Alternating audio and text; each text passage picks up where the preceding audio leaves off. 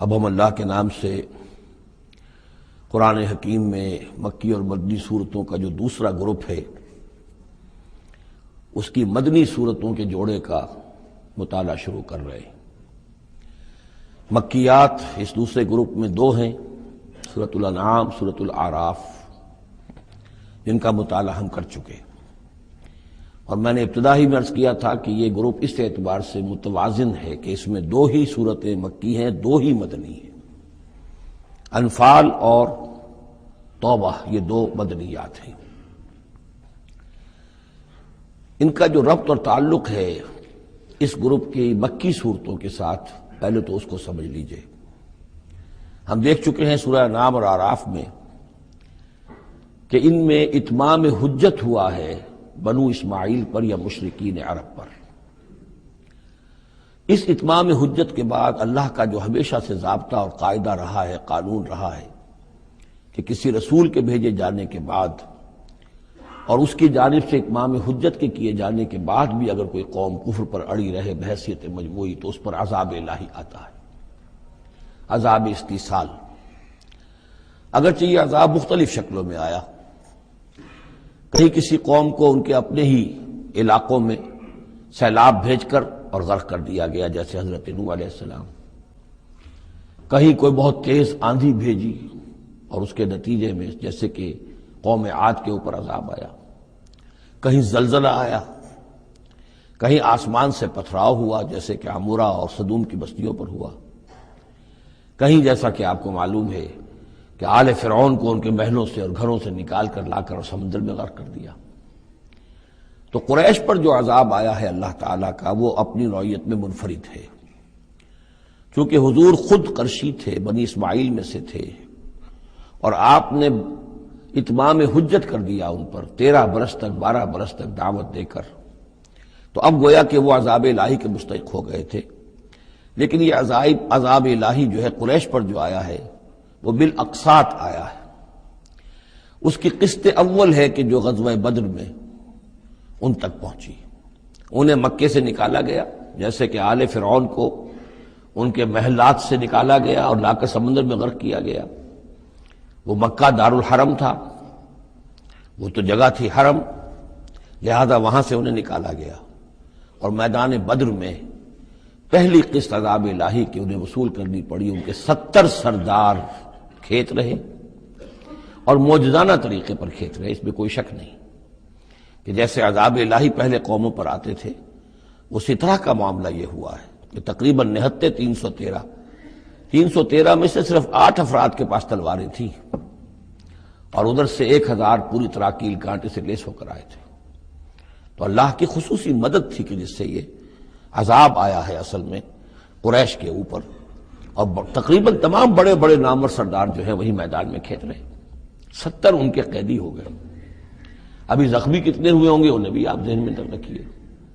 تو یہ عذاب کی پہلی قسط تھی جو غزوہ بدر میں آئی ہے، اور پھر عذاب کا آخری مرحلہ آیا ہے سن 9 ہجری میں، جب مشرکین عرب کو آخری الٹیمیٹم دے دیا گیا کہ اب بس چند مہینے کی تمہیں مہلت دی جا رہی ہے، اس کے اندر اندر یا ایمان لے آؤ اور یا تمہیں تہہ تیغ کر دیا جائے گا۔ فَإِذَا انسَلَخَ الْأَشْهُرُ الْحُرُمُ فَاقْتُلُوا الْمُشْرِكِينَ حَيْثُ وَجَدتُّمُوهُمْ۔ اب یہ انتہائی یوں سمجھیے کہ توہین اور تذلیل کے ساتھ چیلنج تھا۔ یہ دوسری بات ہے کہ وہ سب لوگ ایمان لے آئے اور یہ قتل عام کی نوبت نہیں آئی، لیکن یہ کہ یہ آخری قسط تھی۔ وہ آخری قسط جو ہے سورہ توبہ میں بیان ہوئی ہے، اور عذاب کی پہلی قسط جو ہے وہ سورہ انفال میں ہے۔ ان دونوں صورتوں کو جمع کر دیا گیا تاکہ انعام اور اعراف میں بنو اسماعیل پر یا مشرکین عرب پر اتمام حجت، اور انفال اور توبہ میں ان پر جو عذاب الہی نازل ہوا اس کی تفصیل۔ تو یہ تو ہے معنوی ربط اس گروپ کی مکی اور مدنی صورتوں کے مابین۔ باقی جو یہ سورہ انفال ہے اس کے بارے میں نوٹ کر لیجئے کہ غزوہ بدر کے فوراً بعد متصلاً بعد نازل ہوئی ہے، گویا کہ سورہ آل عمران جو ہم پڑھ چکے ہیں اس سے پہلے ہے اس کا نزول، اس کے اکثر و بیشتر حصے سے پہلے نازل ہوئی ہے۔ تو یہ زمانی ترتیب جو ہے اگر یہ ذہن میں نہ رہے تو پھر اس سے کافی خلجان پیدا ہو جاتا ہے۔ اس کا جو پس منظر ہے وہ یہ غزوہ بدر کا معاملہ سمجھنا بہت ضروری ہے۔ دیکھیے یہاں تفصیل کا موقع تو ہے نہیں، میں نے سیرت النبی علیہ صاحب الصلاۃ والسلام سے منہج انقلاب نبوی کے جو مختلف سٹیپس ہیں کہ اس میں کن کن مراحل سے ہو کر آپ نے دین کے غلبے کا جو فرض منصبی آپ کے حوالے کیا گیا تھا اس کی تکمیل فرمائی. تو اس میں یوں سمجھیے کہ ایک مرحلہ تھا جو مکے میں طے ہو گیا، اور وہ اصل میں 4 مرحلے تھے: دعوت، تنظیم، تربیت اور صبر محض. وہاں ہاتھ اٹھانے کی اجازت نہیں تھی.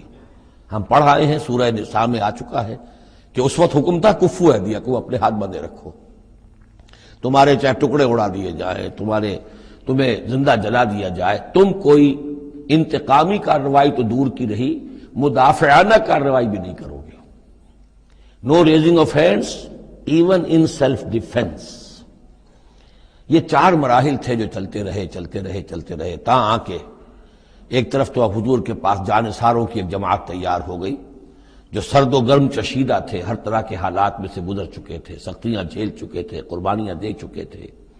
ان کے اخلاص مع اللہ میں کسی شک و شبے کی گنجائش نہیں تھی. ان کے دل جو ہیں خالص ہو چکے تھے اللہ کے لیے. اور دوسری طرف یہ کہ اللہ تعالیٰ نے ایک دار الہجرت کا انتظام کر دیا، کھڑکی کھول دی مدینے کی طرف، ہجرت کا اہتمام ہو گیا تاکہ اہل ایمان کو وہاں سے نکال کر اور مدینے میں لے آیا جائے. اب یہاں سے اقدام ہو، اسی لیے ہجرت فرض کر دی گئی کہ اب تمام مسلمان یہاں آ جائیں. ظاہر بات ہے کہ ہجرت جو ہے وہ فلائٹ نہیں تھی، وہ کوئی فرار نہیں تھا، بھاگ کر جان بچانا نہیں تھا. مغربی مورخین تو اسی نام سے اس کو یاد کرتے ہیں. وہ تو اصل میں یہ تھا کہ ایک جگہ اگر اس کام کے لیے موضوع نہیں ہے تو کوئی اور بیس، آلٹرنیٹ بیس اگر مل جائے تو وہاں سے اپنا آفینسو جو ہے، آخری فیصلہ کن اقدام جو ہے وہاں سے لانچ کیا جائے. لہذا مدینے میں آ کر حضور نے صلی اللہ علیہ وسلم صرف 6 مہینے لیے ہیں انٹرنل کنسالیڈیشن کہ اب آپ آئے ہیں، نئے آئے ہیں، مہاجرین نئے آئے ہیں. تو ایک تو یہ کہ ان 6 مہینے میں آپ نے مسجد نبوی تعمیر کر لی، مرکز بن گیا، گورنمنٹ ہاؤس بھی ہو گیا یہ، اور پارلیمنٹ ہاؤس بھی ہو گیا، دارالندوہ بھی ہو گیا، دارالعلوم بھی ہو گیا، خانقاہ بھی ہو گئی، عبادت گاہ بھی ہو گئی، مرکز ہو گیا. ثانیاً آپ نے انصار اور مہاجرین کے اندر مواخات کرا دی، ایک انصاری ایک مہاجر بھائی بنا دی. تیسرے یہ کہ آپ نے بہت بڑا کام یہ کیا کہ جو یہود کے قبیلے وہاں آباد تھے ان کو آپ نے ان کے ساتھ ایک معاہدہ کر لیا، جوائنٹ ڈیفنس آف مدینہ، میثاق مدینہ، مدینے کی ایک مدافعت جو ہوگی وہ مشترک ہوگی. کوئی بھی حملہ آور آئے گا باہر سے تو مل کر مسلمان اور یہودی اس معاملے میں ایک ملت ہوں گے اور دفاع کریں گے مدینے کا. بس 6 مہینے آپ نے اس کام میں لیے. 7ویں مہینے سے پھر آپ نے کچھ چھوٹے چھوٹے دستے بھیجنے شروع کر دیے، چھاپا مار دستے سمجھ لیجئے، کہ جس سے وہ جو کیروان روٹس تھے، قریش کی لائف لائن یہی تھی، ان کا تجارتی سلسلہ تھا. شام کی طرف قافلے جو جاتے تھے وہ بدر سے ہو کر گزرتے تھے، بدر کے قریب سے، اور بدر جو ہے مدینے سے قریب تر تھا، مکے سے فاصلہ زیادہ ہے. اور جو قافلے جاتے تھے یمن کو وہ طائف سے ہو کر گزرتے تھے. تو آپ نے ان راستوں کے اوپر چھاپا مار دستے بھیجنے شروع کر دیے. جدید اصطلاح میں اس کو یہ کہا جائے گا کہ اکنامک بلاکیڈ آف مکہ. 8 ایسی مہمیں غزوہ بدر سے پہلے ثابت ہیں 1.5 سال کے اندر. 6 مہینے آپ نے وہ لیے، 1.5 سال اور 2 سال کے بعد غزوہ بدر ہو گیا ہے. تو یہ 1.5 سال میں 8 مہمیں، جن میں سے 4 میں کہ حضور خود بھی بنفس نفیس شریک رہے ہیں، اس لیے وہ غزوات کہلاتے ہیں، اور 4 وہ ہیں کہ جن میں آپ نے صرف کچھ لوگوں کو بھیج دیا ہے کسی امیر کے تحت، وہ سرایا کہلاتے ہیں. تو یہ جو صورتحال ہوئی، اور اس میں یہ بھی ہوا کہ حضور جہاں جاتے تھے خود تو وہاں کے قبائل سے آپ معاہدے کر لیتے تھے. اب یا تو وہ لوگ قبائل جو تھے مقامی، پہلے تو وہ قریش کے حلیف تھے، اب یا تو وہ حضور کے حلیف ہو گئے، مسلمانوں کے حلیف ہو گئے، تو قریش کی طاقت کم ہوئی، مسلمانوں کی بڑھ گئی. یا یہ ہے کہ وہ نیوٹرل ہو گئے کہ ہم نہ قریش کی مدد کریں گے آپ کے خلاف، نہ آپ کی مدد کریں گے قریش کے خلاف، نیوٹرل ہو گئے. اس سے بھی یہ ہے کہ قریش کا جو حلقہ اثر تھا، سیاسی زون آف پولیٹیکل انفلوئنس، وہ کم ہو رہا ہے. یہ 2 چیزیں ایسی ہوئی ہیں، political isolation of Quraysh and economic blockade of Mecca, جس کے نتیجے میں مکے والے جو ہیں پھر یوں سمجھیے کہ تنگ آمد بجنگ آمد. ورنہ مکے والوں کی طرف سے کوئی آغاز ثابت نہیں ہے تاریخ میں کہ حضور کے اور مسلمانوں کے مکے سے جانے کے بعد ان کی طرف سے کوئی ابتدا ہوئی ہو، کوئی انیشیٹو لیا گیا. 2 واقعات خاص طور پر ایسے ہو گئے کہ ایک چھوٹا سا آپ نے ایک دستہ بھیجا تھا نخلا، اور یہ نخلا جو ہے یہ مکے اور طائف کے مابین ہے، تو سمجھیے کس قدر فاصلے پر، اور وہاں مٹ بھیڑ ہو گئی۔ جو مسلمان وہاں بھیجے گئے تھے ان کے کفار کے ساتھ، وہاں ایک مشرک مکے کا مارا گیا، ایک کو انہوں نے قید کیا، ساتھ لے آئے، کچھ سامان جو ان کا تجارت تھا وہ بھی لے آئے، وہ مال غنیمت سمجھ کر۔ تو حضور اگرچہ ناراض ہوئے کہ میں نے تمہیں لڑنے کا حکم نہیں دیا تھا، میں نے اس لیے بھیجا تھا کہ وہاں رہو اور قریش کی نقل و حرکت سے ہمیں مطلع کرتے رہو، لیکن اب سچویشن پیدا ہو گئی، گویا کہ یہ چاہے ارادہ تھا یا نہیں تھا، ڈی فیکٹو شکل یہی ہوئی کہ اقدام ہو گیا مسلمانوں کی طرف سے، اب آغاز ہو گیا مسلمانوں کی طرف سے۔ ادھر جب ابو سفیان لے کر جا رہے تھے بہت بڑا قافلہ شام کی طرف، تو حضور نے اس کا تعاقب کیا، لیکن وہ تیزی سے نکل گئے تھے۔ لیکن جب واپس آ رہے تھے اور 50,000 دینار کا سامان تھا ان کے قافلے کے اندر، بہت لدا پدا قافلہ، انہیں یہ خطرہ ہوا کہ اب پھر محمد صلی اللہ علیہ وسلم اور ان کے ساتھی کہیں لوٹیں گے ہمیں اور ہمارے اوپر حملہ کریں گے، روکیں گے ہمارا راستہ۔ تو انہوں نے یہ کی دوہری حکمت عملی کی کہ ایک تو یہ کہ ایک سوار بھیجا آگے تیزی کے ساتھ دوڑایا کہ مکے جاؤ اور کہو کہ ہمارے قافلے کو خطرہ ہے محمد سے صلی اللہ علیہ وسلم، لہذا مدد بھیجو۔ اور ادھر یہ کیا کہ وہ عام راستہ جو تھا جو بدر سے ہو کر گزرتا تھا اسے چھوڑ کر ساحل سمندر کے ساتھ ساتھ نیچے سے ہو کر وہ نکل بھی گئے۔ اب وہاں مکے میں یہ دونوں چیزیں بیک وقت پہنچ گئیں، ایک طرف وہ نخلا سے لوگ روتے پیٹتے چیختے چلاتے ہمارا آدمی مار دیا محمد کے آدمیوں نے، وہ آ گئے، ادھر سے وہ آ گیا جو ابو سفیان کا بھیجا ہوا تھا ایلچی کہ دوڑو دوڑو دوڑو تمہارا قافلہ محمد لوٹنے والے ہیں اور یہ ہے اور وہ ہے۔ بس وہ وار کرائی وہاں ہوئی اور 1,000 کا لشکر جو ہے وہاں پر پھر جمع کیا گیا اور 900 اونٹ فراہم کیے گئے اور 100 گھوڑوں کا ایک رسالہ تیار کیا گیا اور وہ لوگ مکے سے نکل آئے۔ یہ صورتحال ادھر ہو رہی تھی۔ ادھر یہ ہے کہ حضور صلی اللہ علیہ وسلم نے مدینے میں پہلے تو یہ فیصلہ کیا تھا کہ اب یہ قافلہ واپس آنے والا ہے تو اب اس قافلے کا تعاقب کریں، ابھی جنگ وغیرہ کا آپ کو گمان نہیں تھا، ابھی مدینے ہی میں آپ نے یہ جو ہے اس ایسا ارادہ ظاہر کیا کہ جیسے پہلے بھی گئے تھے، جب قافلہ جا رہا تھا شام کی طرف تو تعاقب کیا تھا، ایسے جب آ رہا ہے تو اسے انٹرسیپٹ کریں۔ لہذا ایک تو مشاورت ہوئی ہے مدینے میں، آیا چلنا چاہیے یا نہیں چلنا چاہیے، وہ میں بعد میں عرض کروں گا جب ہم آیتیں پڑھیں گے۔ پھر جب کچھ لوگ نکل آئے اور یہ نہیں سمجھا گیا تھا کہ کوئی جنگ ہونی ہے، کوئی بڑا لشکر آ رہا ہے، اس وقت تک اطلاع نہیں تھی، اسی لیے بس جو جس کے ہاتھ میں آیا، کسی کے پاس نیزہ تھا، کسی کے پاس کچھ اور تھا، تلواریں 8 تھیں، گھوڑے کل 2 تھے، وہ چل پڑے۔ چلو اس لیے کہ مسئلہ تو قافلے کا مسئلہ ہے نا، کوئی جنگ تو ہے نہیں، کوئی لشکر وشکر تو آ نہیں رہا۔ جب آپ کچھ سفر طے کر کے مقام صفرا تک پہنچ گئے تو وہاں وحی آ گئی اور آپ کو اطلاع بھی پہنچ گئی، اطلاع بھی پہنچ گئی کہ ابو جہل جو ہے 1,000 کا لشکر لے کر مکے سے چل پڑا ہے، اور وحی بھی آ گئی، اللہ نے بتا دیا کہ اے نبی اب یہ 2 شکلیں ہیں، جنوب سے مکے کی طرف سے ایک لشکر آ رہا ہے کیل کانٹے سے لیس ہے، شمال سے قافلہ آ رہا ہے، اور میرا یہ وعدہ ہے کہ ان دونوں میں سے ایک ضرور تم کو دے دوں گا، تم کو فتح حاصل ہو جائے گی، یہ میرے اہل ایمان کو بتا دیجئے اور ذرا مشورہ کیجئے۔ تو دوسری مشاورت جو ہے وہ مدینے سے نکل کر ہوئی ہے مقام صفرا میں۔ یہ اصل میں جو چیزیں اگر سامنے نہ ہوں تو پھر یہ بہت خلجان ہوتا ہے، اور اکثر لوگوں کو، مترجمین کو اور مفسرین کو بہت خلجان رہا ہے ان آیات کے سمجھنے میں۔ اور اس کے علاوہ جو ایک خلجان رہا ہے وہ یہ رہا ہے کہ ایک دور ہم پر ایسا گزرا ہے انگریز کے حکومت کے زمانے میں، اور خاص طور پر جب نئی نئی مغربی سائنس اور مغربی تہذیب کا ہم پر حملہ ہوا ہے، تو چونکہ مغرب کے لوگوں نے یہ کہا کہ یہ اسلام تو تلوار سے پھیلا ہے، بوئے خون آتی ہے اس قوم کے افسانوں سے، تو ہمارے ہاں کچھ مخلص لوگ تھے، نیک لوگ تھے جو چاہتے تھے کہ اسلام کو اور حضور صلی اللہ علیہ وسلم کی سیرت کو بچائیں، اس کی دفاع کریں۔ انہوں نے کہا نہیں اسلام تلوار سے نہیں پھیلا، حضور نے تو جو جنگیں کی تھی وہ صرف مدافعانہ تھیں، ان کے اوپر جنگ ٹھوس دی گئی تھی اور آپ نے کوئی اقدام نہیں کیا۔ اور ان میں سب سے بڑا کام کیا ہے ہندوستان میں مولانا علامہ شبلی نعمانی رحمۃ اللہ علیہ نے، میں ان کا نام ادب سے لوں گا اس لیے کہ سر سید احمد کے زیر اثر تھے، اور وہ جو جدید جو ابھی آیا تھا، جو مغربی افکار و خیالات اور تہذیب اور تمدن اور ویلیوز اور نظریات کا جو ریلا آیا تھا، اس کا مقابلہ کرنا آسان کام نہیں تھا۔ تو یہ اپولوجیٹک انداز اختیار کیا ہے شبلی نعمانی نے، اور اس میں یہ ہے کہ وہ جو ابتدائی جو 8 جو غزوات اور سرایا ہیں جو بدر سے پہلے ہوئے، انہیں بالکل تقریباً نظر انداز کر دیا ہے، تاکہ یہ ثابت نہ ہو کہ انیشیٹو حضور کی طرف سے ہوا ہے۔ یہ چیز جو ہے میں سمجھتا ہوں کہ ایک خاص دور کا تقاضا تھی، وہ دور اب گزر چکا۔ اب اسلام کا یہ فکر کہ اسلام ایک مکمل دین ہے، یہ اپنا غلبہ چاہتا ہے، اور حضور کو بھیجا گیا تھا اس لیے کہ دین کو غالب کرے، اور دین کو غالب کرنے کی جد و جہد ایک انقلابی جد و جہد ہے۔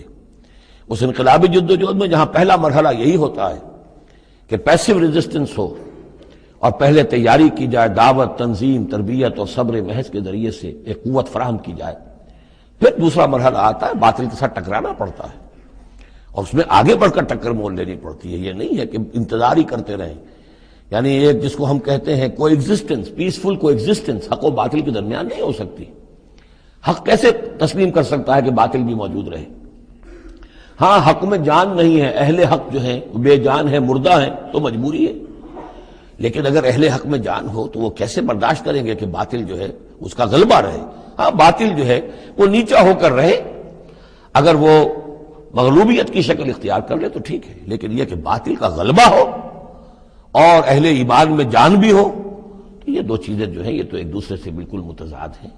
جیسے حضرت ابوبکر نے فرمایا تھا ایبدل الدین وانا حی، کیا دین میں ترمیم کی جائے گی جبکہ ابھی میں زندہ ہوں؟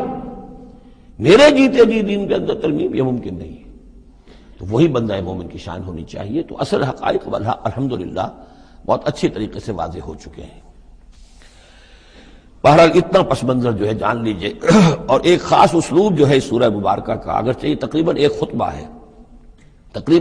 ہے مسلسل 10 رکوع ہے، لیکن اس میں ایک خاص مسئلے کو نکال کر پہلے درمیان شروع میں لے آئے ہیں۔ اس کی بحث آئے گی تقریباً وسط میں جا کر، لیکن اس اسلوب کو یہاں نوٹ کر لیجئے، وہ اس لیے کہ یہی اسلوب ہے جس سے ہمیں سمجھنے میں مدد ملے گی سورہ توبہ کے جو ترتیب مضامین ہے، وہاں بھی بہت اشکال ہے، اور بہت سے مترجمین کو جدید دور کے جو زیادہ محنت نہیں کر سکے ہیں، بس ترجمہ مکمل کرنا انہوں نے اپنے پیش نظر رکھ لیا، تفسیر مکمل کرنی ہی ہے، لہذا وہ تیزی کے ساتھ وہ دقت نظر کا ثبوت نہ دے سکے تو اس میں بڑے خلجان پیدا کر دیے۔ وہ اسلوب کیا ہے کہ اس پوری بحث میں سب سے ایک نمایاں مسئلہ یہ ہو گیا تھا غزوہ بدر کے بعد کہ مال غنیمت پر مسلمانوں میں جھگڑا ہو گیا۔ پہلی جنگ تھی، غنیمت کی تقسیم کیسے ہوگی، اس کا قانون کیا ہے، اس کا ضابطہ کیا ہے، وہ معلوم نہیں تھا۔ اور یہ کہ عام طور پر جو عرب میں پہلے رواج تھا وہ تو یہ تھا کہ جس کے ہاتھ جو لگ گیا بس وہ اس کا ہے۔ وہ تو لوٹ مار جانتے تھے، کوئی باقاعدہ جنگ جو ہے وہ تو ان کے ہاں اس طریقے سے منظم کوئی تنظیم تو تھی ہی نہیں، تو جو جس کے ہاتھ لگ گیا۔ اب لوگوں نے یہ سمجھا غزوہ بدر میں جس نے جو کچھ مال غنیمت جمع کیا وہ اس کا ہے۔ اب کچھ لوگوں نے کہا صاحب کہ ہم یہاں حضور کے حفاظت کے لیے مامور تھے، یہاں پہرے پر تھے، ہم تو مال جمع نہیں کر سکے، تو کیا مطلب ہے ہمارا کوئی حصہ نہیں ہوگا؟ یا یہ ہے کہ کچھ بزرگوں نے کہا جو وہ اتنی بھاگ دوڑ تو نہیں کر سکتے جتنے نوجوان کر سکتے تھے، بھاگ کر دوڑ کر ادھر سے ادھر جمع کر لینا، لیکن یہ کہ ان کی حیثیت ہوتی ہے، وجاہت ہوتی ہے، تو ایک جھگڑا پیدا ہو گیا کہ یہ کس طریقے سے تقسیم ہو، کس کا کتنا حق ہے۔ تو اس جھگڑے کا ذکر کر کے سورت شروع کی ہے، لیکن اس کے اوپر کوئی بات یہاں نہیں کی، بلکہ کیٹیگوریکل بات کی ہے کہ جڑ کاٹ دی اس کی، لیکن اس پر جو اصل حکم ہے وہ بعد میں آئے گا وسط سورت میں۔ مال غنیمت کے لیے یہاں لفظ آیا انفال، یسألونک عن الانفال۔ اے نبی یہ آپ سے انفال کے بارے میں پوچھ رہا ہے۔ انفال جمع نفل کی، نفل کہتے ہیں کسی اضافی شے کو، جیسے نماز فرض ہے، یہ سنت مؤکدہ ہے، یہ فلاں ہے، یہ نفل ہے، اضافی ہے، آپ کی مرضی پر ہے، پڑھیں نہ پڑھیں۔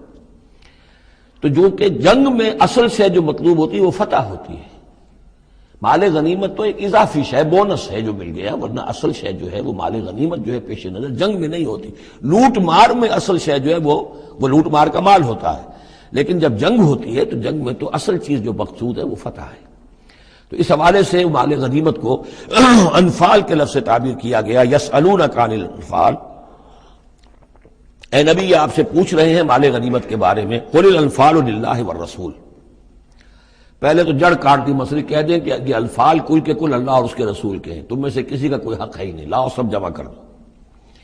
یہ فتح جو ہے تمہارے ہاتھوں نہیں آئی ہے، یہ اللہ کی خصوصی مدد سے آئی ہے، لہذا کسی کا کوئی حق نہیں۔ زیرو لیول پر لا کر پھر ان کو سنبھالنا آسان تھا کہ جب معلوم ہو کہ سب کچھ ہاتھ سے دے کر، تو پھر تو ظاہر بات ہے کہ آدمی جو ہے جب ساری جاتی دیکھیے تو آدھی دیجیے بانٹ والی بات ہے، پھر وہ کم کے اوپر بھی راضی ہو گئے۔ لیکن پہلا مسئلہ یہی تھا، قل الانفال للہ والرسول واتقوا اللہ، اللہ کا تقوی اختیار کرو، واصلحوا ذات بینکم، اور اپنے آپس کے معاملات کو درست کرو، واطیعوا اللہ ورسولہ، اور اللہ اس کے رسول کی اطاعت کرو، ان کنتم مؤمنین، اگر تم مومن ہو۔ گویا کہ جڑ ہی کاٹ دی، کسی کا کوئی حق اس میں ہے ہی نہیں، یہ سب اللہ اس کے رسول کے لیے، یعنی اسلامی ریاست کے لیے۔ اب یہاں جو آگے آیات آ رہی ہیں بڑی اہم ہے۔ بندہ مومن کی شخصیت کا جو حیولہ ہے اور بندہ مومن کی جو تعریف ہے، جامع ترین اور مختصر ترین الفاظ میں یہ آئی ہے سورہ حجرات میں۔ اس کے دو حصے ہیں، ایک تو ہے بندہ مسلم، مسلمان کے لیے تو 5 چیزیں ہیں، کلمہ شہادت، نماز، روزہ، حج، زکوٰۃ، لیکن حقیقی مومن کے لیے اس میں 2 اضافی چیزیں شامل کرنی پڑیں گی۔ وہ کیا ہیں؟ دلی یقین اور عملی جہاد۔ بندہ مومن کی شخصیت کے اندر یہ 2 رخ اور ہونے چاہیے۔ جو صرف مسلمان ہے، کلمہ شہادت، نماز، روزہ، حج، زکوٰۃ، بنی الاسلام علی 5، شہادت اللہ الہ الا اللہ وان محمد رسول اللہ واقام الصلاۃ وایتاء الزکوٰۃ وصوم رمضان وحج البیت۔ لیکن مومن، انما المؤمنون الذین آمنوا باللہ ورسولہ ثم لم یرتابوا، یقین والا ایمان، دل میں ایمان، وجاہدوا باموالہم وانفسہم فی سبیل اللہ، اور جہاد کریں اپنی جان اور مال کے ساتھ اللہ کی راہ میں۔ اب یہاں یوں سمجھیے کہ سورہ حجرات کی اس آیت نمبر 15 میں جو ڈیفینیشن آئی ہے، جیسے پرکار ہوتی ہے، پرکار کو کھول دیا۔ ایک حصے کی کیفیات کو یہاں اس سورہ انفال کے شروع میں لے آئے ہیں، اور دوسری جہاد والی کیفیات کو سورہ انفال کے آخر میں لے آئے ہیں۔ تو یہ پرکار یہاں کھلی ہوئی ہے اس ڈیفینیشن کی۔ تو ایک حصہ ڈیفینیشن کا یہاں آ رہا ہے، انما المؤمنون الذین اذا ذکر اللہ وجلت قلوبہم، اہل ایمان، حقیقی مومن تو وہ ہیں کہ جب اللہ کا ذکر کیا جاتا ہے تو ان کے دل لرز جاتے ہیں۔ وَإِذَا تُلِيَتْ عَلَيْهِمْ آیَاتُهُ، اور جب انہیں اس کی آیات پڑھ کر سنائی جاتی ہیں، زادتہم ایمانا، ان کے ایمان میں بڑھوتری ہوتی ہے، اضافہ ہوتا ہے۔ وَعَلَىٰ رَبِّهِمْ يَتَوَكَّلُونَ، اور وہ اپنے رب پر توکل کرتے ہیں۔ الَّذِينَ يُقِيمُونَ الصَّلَاةَ، جو نماز کو قائم رکھتے ہیں۔ وَمِمَّا رَزَقْنَاهُمْ يُنْفِقُونَ، اور جو کچھ ہم نے انہیں دیا ہے اس میں سے اللہ کے لیے، اللہ کے دین کے لیے خرچ کرتے ہیں۔ انفاق فی سبیل اللہ مراد۔ اولئک ھم المؤمنون حقا، یہ وہ لوگ ہیں جو سچے مومن ہیں، حقیقی مومن ہیں۔ لیکن نوٹ کر لیجئے، یہ بھی ابھی آدھی ڈیفینیشن آئی ہے، اس سورہ مبارکہ کے آخر میں آئے گی، اور وہاں جا کے پھر یہی الفاظ آئیں گے۔ یہ آیت نمبر 74 ہے، والذین آمنوا وہاجروا وجاہدوا فی سبیل اللہ والذین آووا ونصروا اولئک ھم المؤمنون حقا لہم مغفرۃ ورزق کریم۔ اس کے بعد ایک آیت اور بعد میں ہے، سورت ختم ہو جاتی ہے۔ تو لاسٹ بٹ 1 آیت، اور ادھر پہلی کے بعد دوسری، ان 2 جگہ پر ایمان کے حقائق کو تقسیم کر کے، پرکار کو کھول کر، گویا کہ پوری سورت کو ان 2 کے درمیان میں لے لیا گیا ہے، گود میں لے لیا گیا ہے۔ ایمان کی ڈیفینیشن کے یہ 2 حصے جو ہیں ان کی گود میں۔ اب یہاں سے شروع ہو رہا ہے غزوہ بدر کا۔ کما اخرجک ربک من بیتک بالحق، جیسے کہ نکالا آپ کو اے نبی آپ کے رب نے آپ کے گھر سے حق کے ساتھ، یعنی آپ کا یہ بدر کی طرف روانہ ہونا جو ہے یہ اللہ تعالیٰ کی ایک اسکیم کا حصہ تھا، اللہ کی اپنی ایک تدبیر ہے۔ وَإِنَّ فَرِيقًا مِّنَ الْمُؤْمِنِينَ لَكَارِهُونَ، اہل ایمان میں سے کچھ لوگ اسے پسند نہیں کر رہے تھے۔ یہ کون لوگ تھے؟ یہ ہے وہ پہلی مشاورت جو مدینہ ہی میں ہوئی ہے۔ ان میں ظاہر بات ہے مدینہ میں منافق بھی تھے، جن کا خیال یہ تھا لڑنے بھیڑنے کا، لوٹ مار کرنے کا، یہ کوئی فائدہ ہے بھلا؟ اچھی تبلیغ کرنی چاہیے، اچھی بات کہنی چاہیے، نیک بات کہنی چاہیے، یہ کیا طریقہ ہے؟ منافقین کا ایلیمنٹ موجود تھا جو اس کو پسند ہی نہیں کرتے تھے، اس لیے کہ جنگ کا سلسلہ چل نکلا تو ہمیں بھی جانا پڑے گا، ہماری جان اور مال کے اوپر بھی آنچ آئے گی، تو نپ دی ایول ان دی بڈ، اس سے تو بہتر ہے کہ اس کو یہیں پر ختم کرو۔ اس اعتبار سے ویسے بھی کچھ انسانی فطرت ایسی ہوتی ہے، کچھ نیک سرشت لوگ بھی ہوتے ہیں کہ آخر اس سے کیا فائدہ نکلے گا؟ ابھی کوئی خاص جو ہے قریش کی طرف سے تو اقدام ہوا نہیں تھا، ہم آگے بڑھ کر جو ہے یہ جو بات اقدام کر رہے ہیں تو آخر اس کا فائدہ کیا ہے؟ تو یہ اس قسم کی باتیں اس وقت کہی گئیں۔ ان فریقا من المؤمنین لکارہون، اب یہ مومنین ان میں سے اہل نفاق بھی ہو سکتے ہیں اور سادہ لوگ اور نیک دل جو مسلمان ہیں وہ بھی ہو سکتے ہیں۔ یجادلونک فی الحق بعد ما تبین کانما یساقون الی الموت وهم ینظرون، اور وہ جھگڑ رہے تھے آپ سے حق کے معاملے میں جبکہ بات ان پر بالکل واضح ہو چکی تھی۔ یہ دوسری آیت میرے نزدیک جو دوسری مشاورت ہوئی ہے مقام صفرا پر، اس سے متعلق ہے۔ وہ یہ کہ وہاں سے جب مکے سے آپ چلے تو اس وقت تک کسی لشکر وغیرہ کی کوئی اطلاع نہ آپ کو تھی اور نہ اس کا کوئی گمان تھا ابھی۔ وہ تو ایسے ہی تھا جیسے پہلے 8 مرتبہ جو ہے وہ جو ایکسکرشنز جو ہوئی تھیں، جس طریقے کی مہمات بھیجی گئی تھیں، یہ اسی طرح کی ایک مہم ہے۔ لیکن یہ ہے کہ آگے چل کر جب آپ کچھ دور چل نکل کے آ گئے تھے، یہاں آ کر جو ہے آپ کو وحی بھی آ گئی اور اطلاعات بھی مل گئی کہ صورتحال وہ ہو چکی ہے۔ ایک طرف نخلا سے روتے پیٹتے لوگ پہنچ گئے وہاں، دوسری طرف یہ کہ ادھر سے ابو سفیان کا جو ہے ایلچی پہنچ گیا چیختا چلاتا ہوا، اور 1000 کا لشکر لے کر ابو جہل نکل پڑا ہے بدر کی طرف۔ اب وہ بدر کی طرف آ رہا ہے، ادھر سے قافلہ بدر کی طرف آ رہا ہے شمال سے۔ اس وقت اللہ تعالیٰ نے فرمایا، اور یہ مشاورت جیسا کہ میں نے کہا تھا جیسے کہ حضرت طالوت نے کی تھی، ایک آزمائش اپنی فوج کی کہ جو اس دریا میں سے پانی پیے گا، سیر ہو کر پیے گا، اس کا مجھ سے کوئی تعلق نہیں۔ اسی طرح کا آپ نے مشاورت کا معاملہ اللہ تعالیٰ کے حکم سے مسلمانوں کے سامنے رکھ دیا۔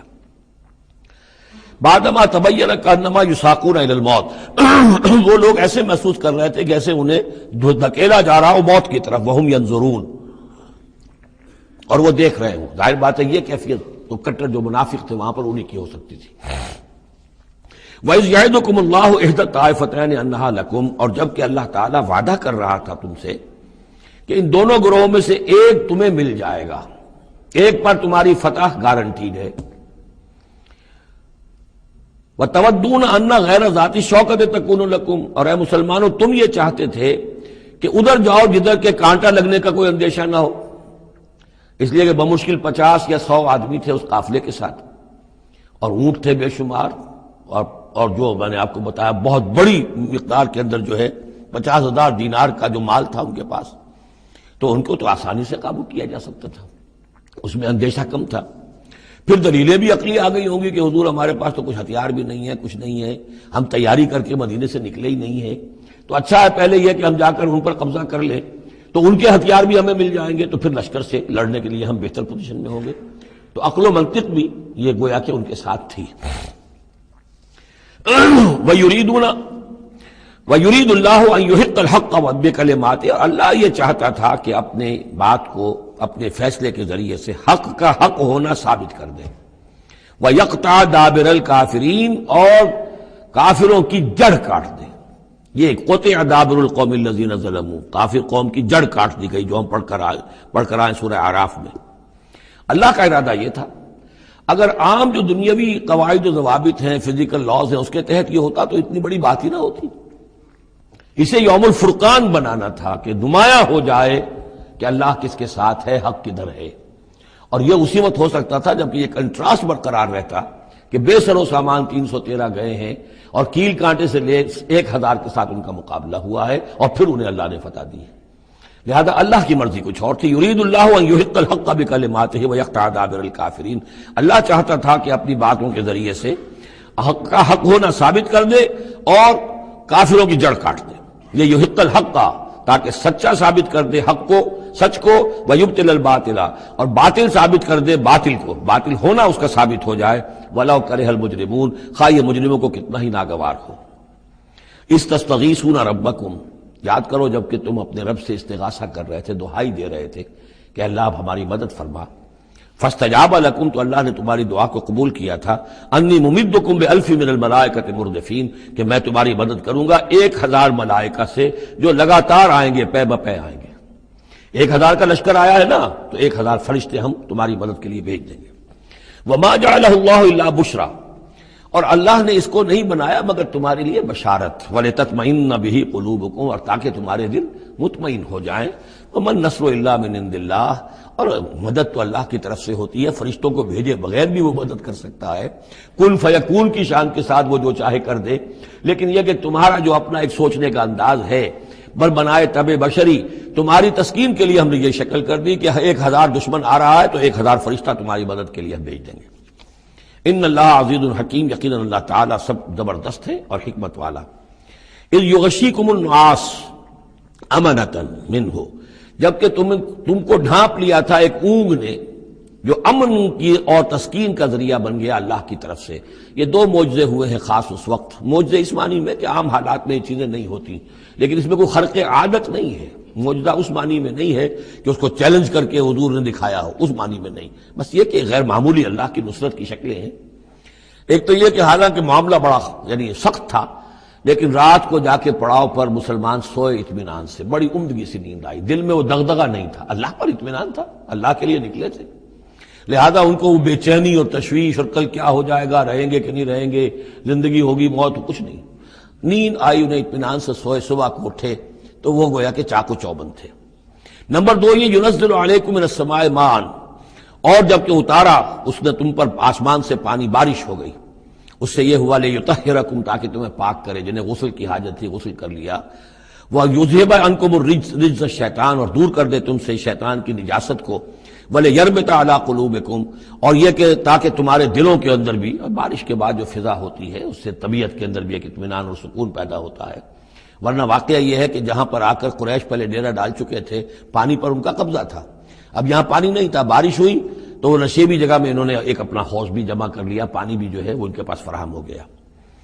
وَيُثَبِّتَ بِهِ الْأَقْدَامَ، اور پانی جب برسا تو مٹی دب گئی، مٹی کے جمنے کی وجہ سے پاؤں بھی دب گئے، وہ جگہ جو تھی وہاں پر جو ہے اہل ایمان جو مجاہدین تھے ان کے پاؤں قدم جمنے کی صورت پیدا ہو گئی۔ اِذْ یُوحِی رَبُّکَ إِلَى الْمَلَائِکَةِ، اور جب یاد کرو، گمان کرو، تصور کرو، جب کہ آپ کا رب وحی کر رہا تھا فرشتوں کو، انی معکم، وہ جو 1000 فرشتہ اللہ نے بھیجا، انی معکم، میں تمہارے ساتھ ہوں، فثبتوا الذین آمنوا، تو جاؤ اور اہل ایمان کے قدموں کو جما دو، اہل ایمان کے دلوں کو جما دو۔ سألقی فی قلوب الذین کفروا الرعب، عن قریب میں ان کافروں کے دلوں میں رعب ڈال دوں گا، ان پر دہشت طاری ہو جائے گی۔ فاضربوا فوق الاعناق، پھر مارنا ان کی گردنوں کے اوپر جیسے چاہے، واضربوا منہم کل بنان، اور مارنا ان کی ایک ایک پور پر، یعنی یہ کہ جب کسی شخص پر کوئی شخص دہشت زدہ ہو جائے تو اس کے اندر قوت مدافعت نہیں رہتی، پھر گویا کہ وہ جو بھی حملہ آور ہے اس کے رحم و کرم پر ہے، جدھر سے چاہے چوٹ لگائے، جدھر سے چاہے مارے۔ ذالک بانہم شاقوا اللہ ورسولہ، اور یہ سزا ان کو اس لیے دی جائے گی کہ انہوں نے مخالفت کی، زدہ کی، دشمنی کی اللہ کی اور اس کے رسول کی۔ ومن یشاقق اللہ ورسولہ فإن اللہ شدید العقاب، اور جو اللہ اور اس کے رسول کا دشمن ہو جائے اور اس سے زدہ کرے تو اللہ تعالیٰ بھی سزا دینے میں بہت سخت ہے۔ ذالکم فذوقوہ، دیکھو اب یہ قریش سے خطاب ہے، ذالکم فذوقوہ، دیکھو یہ آگے پہلی قسط وصول کرو، چکھ لو اس کو، وَأَنَّ لِلْكَافِرِينَ عَذَابَ النَّارِ، اور ابھی جو تمہارے یہ کھیت رہے ہیں ان کی سزا یہی ختم نہیں ہو گئی ہے، ان کے لیے جہنم کا عذاب ہے۔ یا ایھا الذین آمنوا اذا لقیتم الذین کفروا زحفا، اہل ایمان جب تمہارا مقابلہ ہو جائے کافروں سے میدان جنگ میں، یہ زحف کہتے ہیں جبکہ باقاعدہ دو لشکر ایک دوسرے کے سامنے مد مقابل بن کر آئیں، ایک چھاپا مار جنگ ہوتی ہے، جیسے کہ 8 جو پہلی اس سے مہمیں تھیں وہ جنگ کی شکل نہیں تھی بلکہ وہ مہمیں تھی چھاپا مار، لیکن اب یہ پہلی مرتبہ جنگ ہوئی ہے، لہذا اس کے حوالے سے بات ہو رہی ہے۔ یا ایھا الذین آمنوا اذا لقیتم الذین کفروا زحفا فلا تولوہم الادبار، تو تم ان کو پیٹھ مت دکھاؤ، پیٹھ مت موڑو، مطلب یہ کہ کھڑے رہو، ڈٹے رہو، مقابلہ کرو، جان چلی جائے لیکن یہ کہ پیچھے قدم نہ ہٹے۔ وَمَن يُوَلِّهِمْ يَوْمَئِذٍ دُبُرَهُ، اور جو کوئی بھی اس روز اپنی پیٹھ دکھا دے گا یعنی میدان جنگ سے بھاگے گا، دو استثناءات کے ساتھ، الا متحرفا لقتال، سوائے اس کے کہ یا تو وہ کوئی داؤ لگا رہا ہو جنگ کے لیے، جیسے دو آدمی بھی جنگ کرتے ہیں اور تلوار اور اس کے ساتھ، تو کوئی ذرا ادھر ہٹتا ہے، پیچھے کو ہٹتا ہے، وہ بھاگنا نہیں ہوتا بلکہ وہ تو در حقیقت ایک ٹیکٹیکل موو ہے، وہ تو ایک اپنے داؤ کے لیے ذرا پیچھے ہٹنا، اب اس وقت میسرہ کو پیچھے کر لیا جائے اور جو میمنہ ہے اسے آگے بڑھایا جائے، یہ بات اور ہے۔ اور متحیزا الی فئۃ، یا یہ کہ کوئی اور جمعیت ہے جس کی طرف جا کر ملنا ہے اور اس کے لیے ریٹریٹ ہو رہی ہے، تو آرڈرلی ریٹریٹ یہ ایک علیحدہ شے ہو جائے گی اور ٹیکٹیکل موو یہ علیحدہ شے ہو جائے گی۔ تو آرڈرلی ریٹریٹ اور ٹیکٹیکل موو، ان دو کے سوا اگر کوئی بھگدڑ کے اندر کوئی جان بچا کر بھاگا، فقط باب غضب من اللہ، تو اس نے تو اللہ کا غضب جو ہے وہ کما لیا۔ ومأواہ جہنم، اس کا ٹھکانہ جہنم ہوگا، وبئس المصیر، اور وہ بہت ہی برا ٹھکانہ ہے۔ اب یہاں وہ بات آ گئی، فلم تقتلوہم، اے مسلمانوں تم نے انہیں قتل نہیں کیا، ولکن اللہ قتلہم، اللہ نے انہیں قتل کیا۔ ویسے تو یہ کہ فاعل حقیقی اللہ ہے، ہم جو کام بھی کرتے ہیں اور جس شے کے اندر بھی کوئی تاثیر ہے وہ اللہ ہی کی وجہ سے، لا فاعل فی الحقیقت ولا مؤثر الا اللہ۔ عام حالات میں بھی یہ، لیکن یہ خاص حالات تھے جن میں اللہ تعالیٰ کی خصوصی مدد آئی ہے۔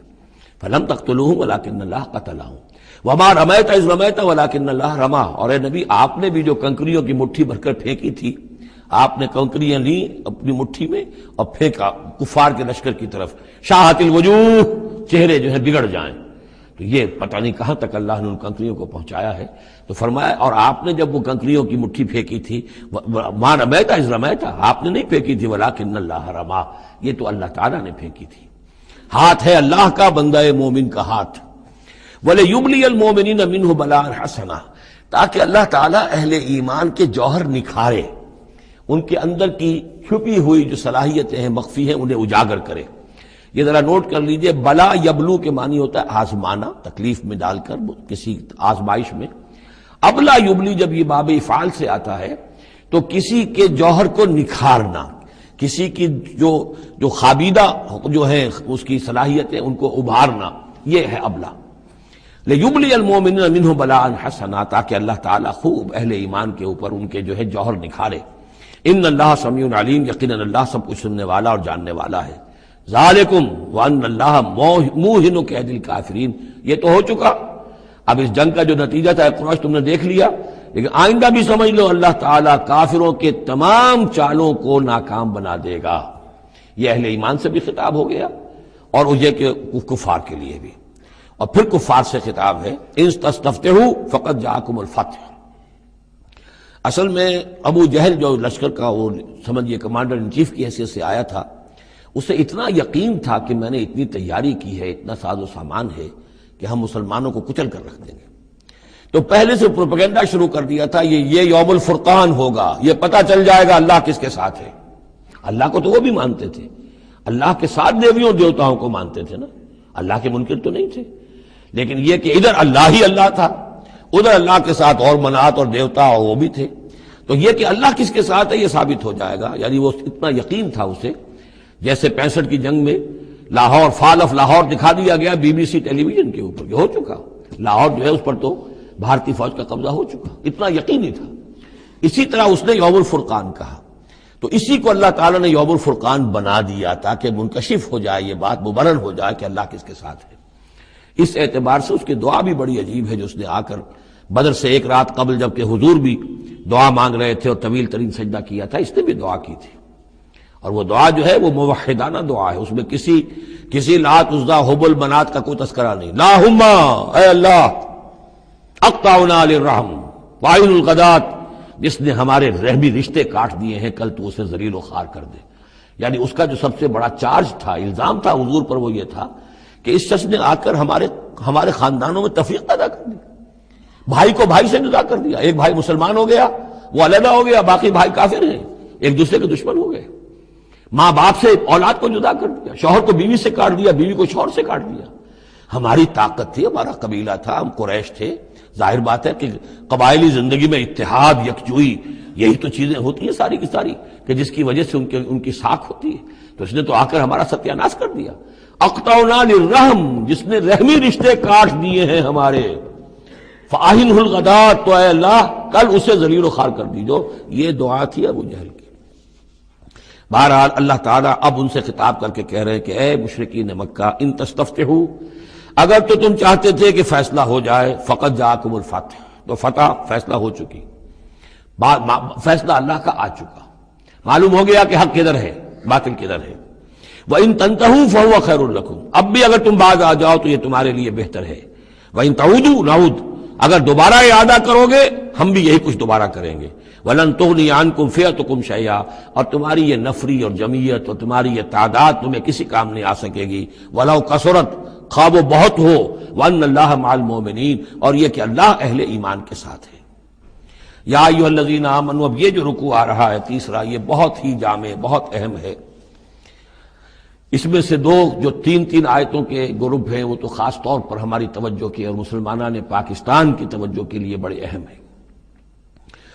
یا ایھا الذین آمنوا اطیعوا اللہ ورسولہ ولا تولوا عنہ وانتم تسمعون، اہل ایمان اللہ اور اس کے رسول کی اطاعت کرو اور نہ منہ موڑو اس سے جبکہ تم سن رہے ہو۔ یعنی جب اللہ کے رسول نے کہا تھا کہ چلو بدر کی طرف، تو تمہاری یہ رد و قدا اور یہ پاؤں پیٹنا جس کو کہتے ہیں، یہ مختلف الفاظ اس کے لیے محاوروں میں آتے ہیں، تو یہ جو تم کر رہے تھے کیوں کر رہے تھے؟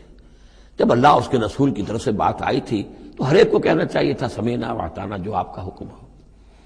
اطیعوا اللہ واطیعوا الرسول ولا تولوا عنہ وانتم تسمعون، ظاہر بات ہے تمام مسلمانوں سے بات نہیں ہے، یہاں بھی ذہن میں رکھیے وہی جنہوں نے کمزوری دکھائی تھی ان کی طرف اشارہ ہے۔ ولا تکونوا کالذین قالوا سمعنا وهم لا يسمعون، ان لوگوں کے مانند نہ ہو جاؤ جو کہتے ہیں کہ ہم نے سن لیا، حقیقت میں وہ سنتے نہیں ہیں، یعنی دل اڑا ہوا ہے، طبیعت جو ہے وہ یکسو ہے ہی نہیں، تو کیا سننا ہے، سنا انسنا ہو گیا۔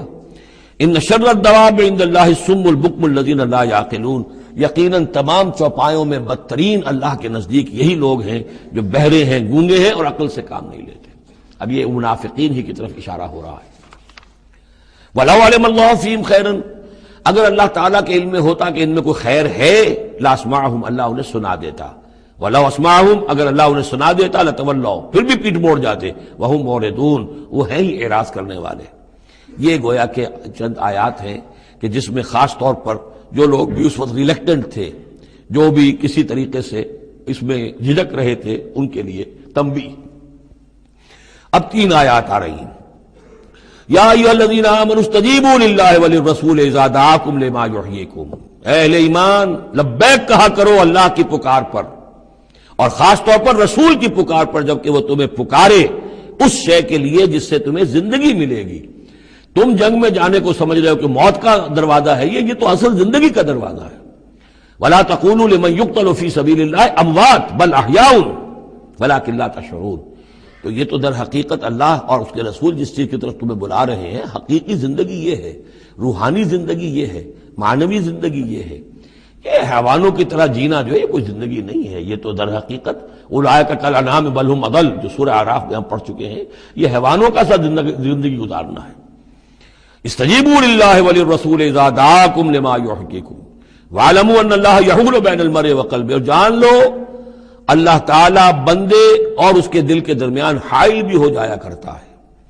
یعنی اگر اللہ کے رسول کی پکار سنی اور انسنی کر دی، پھر سنی انسنی کر دی، پھر اللہ تعالیٰ پردہ بن جائے گا، اب سننے نہیں دے گا، معذور ہو جاؤ گے سننے سے۔ یہی وہ بات ہے جس کو کہیں کہتے ہیں ختم اللہ علی قلوبہم وعلی سمعہم، ان کے دلوں پر اللہ نے مہر کر دی ہے، ان کی سماعت پر، اور ہم پڑھ چکے ہیں سورہ انعام میں وَنُقَلِّبُ أَفْئِدَتَهُمْ وَأَبْصَارَهُمْ كَمَا لَمْ يُؤْمِنُوا بِهِ أَوَّلَ مَرَّةٍ، پہلی مرتبہ اگر نہیں کرو گے قبول تو پھر یہ ہے کہ تمہارے دل الٹ دیے جائیں گے، تمہاری نگاہیں الٹ دی جائیں گی۔ تو اس لیے بہت ہی ڈرنے کی بات ہے جو بھی مطالبہ دین کا سامنے آئے اور ایک دفعہ دل گواہ دے دے کہ ہاں ہے بات ٹھیک ہے، پھر اگر کرنی کترائے گا انسان تو یہیں سے سزا نقد شروع ہو جائے گی، پھر وہ صلاحیت سلب ہو جائے گی، پھر اللہ حائل ہو جائے گا، یعنی قانون خداوندی، سنت خداوندی حائل ہو جائے گی، پھر آپ کے دل پر مہر لگے گی، آپ کے کانوں کے پر مہر لگے گی، آپ کی آنکھوں پر پردے پڑ جائے گے۔ یا ایھا الذین آمنوا استجیبوا للہ وللرسول اذا دعاکم لما یحییکم واعلموا ان اللہ یحول بین المرء وقلبہ وانہ الیہ تحشرون، اور یہ کہ بالآخر تو تمہیں سب کو اسی کی طرف جمع کیا جانا ہے۔ واتقوا فتنة لا تصيبن الذين ظلموا منكم خاصة، اور ڈرو اس سزا سے، اس عذاب سے کہ جب آئے گا تو تم میں سے صرف گناہگاروں ہی کو اپنی لپیٹ میں نہیں لے گا۔ اس کا میں کل حوالہ دے چکا ہوں، بے گناہ بھی اس میں اگر اپنا فرض ادا نہیں کر رہے، فرض ادا نہ کرنا جرم ہے، وہ خود گناہ ہے۔ تم اگر دین کے لیے سرفروشی نہیں کر رہے تو یہ بھی تو گناہ ہے۔ ہاں ٹھیک ہے، میں نے یہ شراب نہیں پی، میں نے یہ نہیں کیا، میں نے سور نہیں کھایا، میں نے فلاں نہیں کیا، میں نے نمازیں پڑھی، ٹھیک ہے سب کچھ کیا، لیکن سوال یہ ہے کہ جو دین کا فرض تھا، دین کی نصرت تھی، اللہ کی اور اس کے دین کے لیے تن من دھن لگانا تھا، وہ نہیں کیا، وہ بھی تو جرم ہے۔ تو وَاعْلَمُوا، اور جان لو، ان اللہ یحول بین المرء وقلبہ وانہ الیہ تحشرون واتقوا فتنة لا تصیبن الذین ظلموا منکم خاصۃ واعلموا ان اللہ شدید العقاب، اور جان لو کہ اللہ سزا دینے میں بہت سخت ہے۔ وَاذْكُرُوا، یہ ہے خاص پاکستانی مسلمانوں کے لیے آیت، اور یاد کرو اذ انتم قلیلون، جب تم تھوڑی تعداد میں تھے، جیسے ہم بھی اقلیت کا خوف تھا ہمیں کہ ہم ہندوؤں کے مقابلے میں اقلیت ہیں، مستضعفون فی الارض، جنہیں زمین میں دبا لیا گیا تھا، تخافون ان یتخطفکم الناس، تمہیں اندیشہ یہ تھا کہ لوگ تمہیں اچک لے جائیں گے، اکثریت جو ہے وہ تمہیں ایکسپلائٹ کرے گی معاشی اعتبار سے، سماجی اعتبار سے، لسانی اعتبار سے، مذہبی اعتبار سے۔ فآواکم، تو اللہ نے تمہیں پناہ کی جگہ دے دی۔ وأیدکم بنصرہ، اور تمہاری مدد کی ہے، خاص تائید کی ہے اپنی خاص نصرت سے۔ ورزقکم من الطیبات، اور تمہیں بہترین پاکیزہ رزق عطا کیا ہے، لعلکم تشکرون، تاکہ تم شکر کرو۔ یا ایھا الذین آمنوا لا تخونوا اللہ والرسول، اے ایمان مت خیانت کرو اللہ سے اور اس کے رسول سے۔ ایمان کا دم بھرنا اور پھر اس کے دین کو، اللہ کے دین کو مغلوب دیکھ کر بھی اپنے دھندے، اپنے کاروبار، اپنی جائیداد، اپنی ملازمت، اپنا پروفیشن، اسی چکر میں لگے رہنا، اس سے بڑی خیانت کیا ہوگی؟ بے وفائی ہے، غداری ہے، خیانت ہے۔ لا تخونوا اللہ والرسول، اللہ اور اس کے رسول کے ساتھ خیانت نہ کرو۔ وتخونوا اماناتکم وانتم تعلمون، اور نہ ہی اپنی آپس کی امانتوں میں خیانت کرو۔ سب سے بڑی خیانت تو اللہ کے ساتھ خیانت ہے۔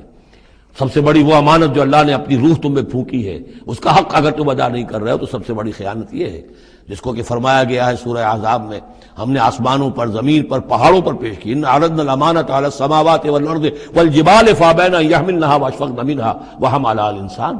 تو بہت بڑی بڑی امانتیں تمہارے پاس ہیں، دین کی امانت ہے، قرآن کی امانت ہے، شریعت کی امانت ہے، یہ سب امانتیں محمد رسول اللہ کی۔ وَأَنَّ اللَّهَ عِندَهُ أَجْرٌ عَظِيمٌ، اور یقیناً اللہ ہی کے پاس ہے بہت بڑا اجر۔ یا ایھا الذین آمنوا ان تتقوا اللہ یجعل لکم فرقانا وَاعْلَمُوا أَنَّمَا أَمْوَالُكُمْ وَأَوْلَادُكُمْ فِتْنَةٌ، اور جان لو تمہاری اولاد اور تمہارے اموال تمہارے لیے فتنہ ہے۔ یہی روکتے ہیں، یہی دو بیڑیاں ہیں جو پاؤں میں پڑی رہتی ہیں، مال اور اولاد۔ اولاد کو اعلیٰ سے اعلیٰ تعلیم دلانی ہے، اس کے لیے بڑی بڑی فیسیں دینی پڑتی ہیں، اس کے لیے ظاہر بات ہے کہ اپنا ایک ایک قطرہ جو ہے پسینے کا اور خون کا لگائیں گے تو کہیں جا کر وہ ساری چیزیں فراہم ہوگی۔ آدمی کھپ گیا اسی کے اندر، اولاد کے لیے یا مال کے لیے۔ پھر کہاں سے وقت لائیں دین کے لیے اور دین کے لیے نصرت کے لیے؟ کہاں کوئی رمق جسم کے اندر باقی رہ جاتی ہے؟ جان لو کہ تمہارے اموال اور تمہاری اولاد تمہارے لیے فتنہ ہے۔ فتنہ کہتے ہیں جس پر کسی کو پرکھا جائے، کسوٹی جس کے اوپر پرکھا جا رہا۔ وَأَنَّ اللَّهَ عِندَهُ أَجْرٌ عَظِيمٌ، اور یقیناً اللہ ہی کے پاس ہے بڑا اجر۔ یا ایھا الذین آمنوا ان تتقوا اللہ یجعل لکم فرقانا، اہل ایمان اگر تم اللہ کے تقوی پر برقرار رہو گے، تمہارے لیے فرقان، ایک کے بعد دوسری فرقان آتی رہے گی۔ پہلا فرقان تو یہ آ گیا، یہ فتح جو تمہیں دی گئی۔ وَيُكَفِّرْ عَنْكُمْ سَيِّئَاتِكُمْ، اور یہ کہ تمہارے سے تمہاری جو کمزوریاں ہیں، برائیاں ہیں، وہ اللہ تعالیٰ دور کر دے گا۔ وَيَغْفِرْ لَكُمْ، اور بخش دے گا۔ وَاللَّهُ ذُو الْفَضْلِ الْعَظِيمِ، اللہ بڑے فضل والا ہے۔ وَإِذْ يَمْكُرُ بِكَ الَّذِينَ كَفَرُوا، اب یہ ہجرت سے پہلے جو صورتحال تھی مکے میں کہ قریش کے سردار بیٹھتے تھے دارالندوہ میں، کیا کریں اب ہم محمد صلی اللہ علیہ وسلم کو قتل کر دیں، سازشیں ہوتی تھیں، اور اسی طریقے سے انہیں قید کر دیں، کہیں یہاں سے نکلنے پہ مجبور کر دیں، تو وہ جو سازشیں ان کی ہوتی تھی اور مشورے ہوتے تھے ان کا ذکر ہے۔ وَإِذْ يَمْكُرُ بِكَ الَّذِينَ كَفَرُوا، اور جب یاد کیجئے جبکہ وہ لوگ جو کافر ہوئے، یہ کافر لوگ آپ کے بارے میں مشورے کرتے تھے، چالیں چلتے تھے، اسکیمیں بناتے تھے، سازشیں کرتے تھے۔ لِيُثْبِتُوكَ، نمبر ایک تو یہ کہ آپ کو کہیں قید کر دیں، اور يَقْتُلُوكَ، یا قتل کر دیں، اور يُخْرِجُوكَ، یا آپ کو اپنی بستی سے کہیں نکال دیں۔ وَيَمْكُرُونَ وَيَمْكُرُ اللَّهُ، وہ بھی چالیں چل رہے تھے، ان کی بھی اسکیمز تھیں اور اللہ کی اپنی اسکیم تھی۔ واللہ خیر الماکرین، اور ظاہر بات ہے کہ اللہ تعالیٰ بہترین ہے پلاننگ کرنے والا اور بہترین ہے تدبیر فرمانے والا۔ وَإِذَا تُتْلَىٰ عَلَيْهِمْ آيَاتُنَا قَالُوا قَدْ سَمِعْنَا لَوْ نَشَاءُ لَقُلْنَا مِثْلَ هَٰذَا، اور جب انہیں ہماری آیات پڑھ کے سنائی جاتی ہے تو وہ کہتے ہیں ٹھیک ہے، بہت سن لی ہم نے یہ آیات، بہت محمد آپ نے سنا لیا، کوئی ایسی بات بھی نہیں ہے، ہم چاہیں گے تو ایسا ہی کلام ہم بھی کہہ لیں گے۔ جرت نہیں کی کسی نے کہ آئے کہ یہ کلام میں نے موضوع کیا ہے اور یہ قرآن کے برابر ہے، تو کوئی کمیشن بٹھا لیجئے، کوئی سازش بنا لیجئے کہ تو طے کریں، یہ جرت نہیں ہوئی۔ لیکن یہ کہہ دینے میں تو کوئی بات نہیں تھی، زبان کون پکڑے گا؟ لو نشاء لقلنا مثل هذا، اگر ہم چاہیں گے تو ہم بھی ایسے کہہ دیں گے، کوئی ایسی بڑی بات نہیں ہے۔ یہ نضر بن حارث تھا کہ جس کی طرف یہ الفاظ منقول ہیں تاریخ اور سیرت میں۔ ان هذا الا اساطیر الاولین، یہ نہیں ہے یہ مگر یہ کہ پچھلوں کی کہانیاں ہیں، قصے ہیں، جیسے آج بھی مستشرقین کہتے ہیں کہ کچھ تورات سے کچھ انجیل سے محمد نے لے لیا جوڑ جاڑ کر اور یہ قرآن بنایا ہے۔ اب تو خیر وہ دور ذرا بدل گیا ہے، یہ ذرا پچھلی صدی کی بات تھی، اس دور میں لوگ اس قسم کی باتیں زیادہ کرتے تھے۔ وَإِذْ قَالُوا اللَّهُمَّ إِن كَانَ هَذَا هُوَ الْحَقُّ، اور وہی بات جو میں نے آپ کو بتائی تھی کل بھی کہ ان قریش کے لیے سب سے بڑا مسئلہ اپنے عوام کو سنبھالنے کا ہو گیا تھا، کیسے روکیں ان کو کہ یہ محمد صلی اللہ علیہ وسلم کا ایمان نہ لائیں۔ اس کے لیے جو اور تدبیریں وہ کرتے تھے اسی کی طرح کی ایک تدبیر کا ذکر آ رہا ہے۔ مجمع عام میں کھڑے ہو کر دعائیں مانگ رہے ہیں کہ اے اللہ، اگر یہ جو کچھ محمد کہہ رہے ہیں اگر یہ حق ہے اور تیرے پاس سے آیا ہے یہ قرآن، فامطر علینا حجارۃ من السماء وَإِذْ قَالُوا اللَّهُمَّ إِنْ كَانَ هَذَا هُوَ الْحَقَّ مِنْ عِنْدِكَ، اگر یہ ہے حق تیری طرف سے، فامطر علینا حجارۃ من السماء، تو برسا دے ہم پر پتھر آسمان سے، اب ائتنا بعذاب علیم، یا پھر بھیج دے ہم پر کوئی عذاب۔ اب عذاب آیا نہیں، دیکھ لو، اس کا مطلب یہ کہ یہ محمد جھوٹے ہیں صلی اللہ علیہ وسلم۔ ہم نے تو کہہ دیا، اللہ کو پکار کر کہہ دیا، ہو سکتا ہے کبھی کعبے کے پردے پکڑ پکڑ کر کہا ہو اسی طریقے سے، تاکہ پورا یقین ہو جائے، کسی درجے میں بھی ہمارے عوام کے اندر کوئی وسوسہ، کوئی دغدغہ باقی نہ رہے۔ وَمَا كَانَ اللَّهُ لِيُعَذِّبَهُمْ، اور اللہ تعالیٰ انہیں عذاب نہیں دے سکتا تھا، اللہ کے لیے ممکن نہیں تھا کہ ان پر عذاب بھیجتا، وَأَنْتَ فِيهِمْ، جبکہ ابھی اے محمد آپ ان کے مابین موجود تھے۔ ہجرت سے پہلے معاملہ نہیں ہوا کرتا یہ، اللہ اپنے رسول کو ان کے ساتھی اہل ایمان کو نکال لیتا ہے، اس کے بعد کوئی عذاب اس نوعیت کا آتا ہے جس نوعیت کا وہ عذاب مانگ رہے تھے۔ وَأَنْتَ فِيهِمْ وَمَا كَانَ اللَّهُ مُعَذِّبَهُمْ، اللہ ان کو عذاب دینے والا نہیں تھا، وَهُمْ يَسْتَغْفِرُونَ، جبکہ وہ استغفار بھی کر رہے تھے۔ یعنی اسی مکے میں عوام الناس بھی تو تھے، سادہ لوگ بھی تو تھے، وہ استغفار بھی کرتے تھے، تلبیہ بھی پڑھتے تھے، لبیک اللہم لبیک لبیک اللہم لبیک، یہ بھی تو کرتے تھے، اللہ کو بھی پکارتے تھے۔ تو بڑا گڑبڑ سا معاملہ تھا، جب تک کہ اللہ تعالیٰ یمیز الخبیث من الطیب کر نہ دے اس وقت تک اس طرح کا معاملہ اللہ تعالیٰ کے لیے درست نہیں تھا۔ وَمَا لَهُمْ أَلَّا يُعَذِّبَهُمْ، باقی وہ عذاب کے پورے طور سے مستحق تو ہو چکے ہیں، اور کیا ہے، کون سی رکاوٹ ہے ان کے لیے؟ مَا لَهُمْ أَلَّا يُعَذِّبَهُمُ اللَّهُ، کہ اللہ تعالیٰ ان کو عذاب نہ دے، وَهُمْ يَصُدُّونَ عَنِ الْمَسْجِدِ الْحَرَامِ، جبکہ وہ روک رہے ہیں مسجد حرام سے لوگوں کو، وَمَا كَانُوا أَوْلِيَاءَهُ، اور حقیقت میں یہ اس کے متولی نہیں ہیں، یہ اس کے مختار نہیں ہیں، یہ اس کے ساتھی نہیں ہیں۔ ان اولیاءہ الا المتقون، اس اللہ کے گھر کے تو ولی اور اس کے جو اصل مجاور کہہ لیجئے یا متولی کہہ لیجئے، وہ تو ہوں گے متقی لوگ جو اللہ کا تقوی رکھتے ہوں، اللہ کی بندگی کرتے ہوں۔ ولکن اکثرهم لا يعلمون، لیکن ان کی اکثریت علم نہیں رکھتی۔ وما كان صلاتهم عند البيت، اور انہوں نے جو نماز کا حلیہ بگاڑا ہے، نہیں ہے ان کی نماز بیت اللہ کے پاس الا مقام و تصدیہ، سیٹیاں بجاتے ہیں، تالیاں پیٹتے ہیں، یہ ان کی نماز رہ گئی ہے۔ طواف کرتے تھے تو اس میں سب سے اونچا طواف تھا برہنہ طواف، اور نماز جو تھی ان کی وہ یہ تھی، سیٹیاں بجاتے ہوئے۔ جیسے کہ آپ کو معلوم ہے کہ بعض علاقوں میں مسجدوں کے اندر جب وہ میلاد کی محفلیں ہوتی ہیں تو اس کے اندر ڈھول اور ڈھمکا، یہ میں نے سنا ہے کہ خاص طور پر افریقہ کے بعض ممالک میں کام ہوتا ہے۔ یہ اللہ کا شکر ہے اس حد تک کم سے کم یہ کہ بر عظیم پاک و ہند کے اندر جو بھی صورت ہوئی ہے وہ یہ مسجد کے اندر یہ خرافات نہیں ہوئی ہے، باقی باہر ہو رہی ہے جو بھی ہو رہی ہے۔ تو انہوں نے نماز کی بھی شکل یہ بنا دی تھی، فذوقوا العذاب بما کنتم تکفرون، تو اب چکھو مزہ عذاب کا اپنے کفر کے پاداش میں۔ ان الذین کفروا ينفقون اموالهم لیصدوا عن سبیل اللہ، ظاہر بات ہے یہ لشکر آیا تھا تو اس کے لیے بھی تو لاؤ لشکر تیار کرنا پڑا تھا نا، ساز و سامان، 900 اونٹ، 1000 آدمیوں کے لیے راشن بھی چاہیے تھا، مکے سے چل کے مدینے تک آنا ہے، جنگ میں رہنا ہے، تو یہ 10 اونٹ روزانہ جو ہے ذبح ہو رہے تھے اس فوج کے لیے۔ تو یہ سارا جو انفاق کیا ہے کچھ لوگوں نے کیا ہے نا، جو باطل کے لیے انفاق کر رہے تھے، شیطان کے لیے، وہ حزب الشیطان جو ہے، آخر وہ بھی تو مجاہد تھے، وہ مجاہد تھے فی سبیل الشیطان، فی سبیل الشرک۔ تو جو خرچ کر رہے ہیں اپنے مال لیصدوا عن سبیل اللہ، تاکہ لوگوں کو روک سکیں اللہ کے راستے سے، فسینفقونھا، وہ اور بھی خرچ کریں گے، ابھی انہیں اور بڑے لشکر تیار کرنے پڑیں گے، ثم تکون علیہم حسرۃ، پھر یہ سب ان کے لیے ایک حسرت بن جائے گی۔ سب کچھ مال بھی ہم نے لگا دیا، ساری جانیں ہم نے گنوا دی، کچھ نہ ہوا، محمد کا بال بیکا نہ کر سکے صلی اللہ علیہ وسلم، اللہ کا دین تو جا الحق وزهق الباطل ان الباطل کان زہوقا، ایک وقت آئے گا کہ اللہ کا دین جو ہے غالب ہو جائے گا۔ ثم یغلبون، پھر وہ مغلوب ہو کر رہیں گے، والذین کفروا الی جہنم یحشرون، اور جو ان میں سے کافر ہوں گے، جو اس وقت ایمان لے آئیں گے اللہ تعالیٰ ان کو معاف فرما دے گا، اور جو کفر پر اڑے رہیں گے وہ جہنم کی طرف گھیر کر لے جائے جائیں گے۔ لیمیز اللہ الخبیث من الطیب، یہ بات جو ہے سورہ آل عمران میں بھی آئی، تاکہ اللہ تعالیٰ پاک کو ناپاک سے علیحدہ کر دے، ممیز کر دے۔ وَيَجْعَلَ الْخَبِيثَ بَعْضَهُ عَلَى بَعْضٍ، اور جو ناپاک ہے اس کو ایک دوسرے کے اوپر سٹیک کرتا چلا جائے، فَيَرْكَمُهُ، اس کا ڈھیر کر دے، جمیعاً، اور ان کو سب کو فیجعلہ فی جہنم، اور سب کو پھر جہنم میں جھونک دے. یعنی یہ کہ یہ پہلے تو یہ سفٹنگ کرنی ہوگی، یہ طیب ہے، یہ خبیث. خبیث کو ایک دوسرے کے اوپر سٹیک کیجئے اور پھر اس کو جہنم میں ایک ہی مرتبہ دھکا دے دیجئے. لیمیز اللہ الخبیث من الطیب ویجعل الخبیث بعضہ علی بعض فیرکمہ جمیعا فیجعلہ فی جہنم اولئک هم الخاسرون. یقیناً یہی لوگ ہیں خسارے پانے والے. قل للذین کفروا ان ینتہوا یغفر لهم ما قد سلف. اعلان کر دیجئے محمد صلی اللہ علیہ وسلم ان کافروں کے سامنے، اب بھی اگر باز آ جائیں تو جو کچھ ہو چکا ہے وہ معاف کر دیا جائے گا. اب بھی موقع ہے، اب بھی ایمان لے آؤ. یعودو، اور اگر وہ اعادہ کریں گے، دوبارہ یہی کچھ کریں گے، فقط بدت سنت الاولین، تو پچھلوں کی بھی داستانیں گزر چکی ہیں، ان کی جو بھی کچھ ان پر ہوا ہے وہ سب کو معلوم ہے. اب ظاہر بات ہے کہ وہ مکی قرآن تو نازل ہو چکا تھا، سورہ اعراف بھی نازل ہو چکی، سورہ نام بھی نازل ہو چکی.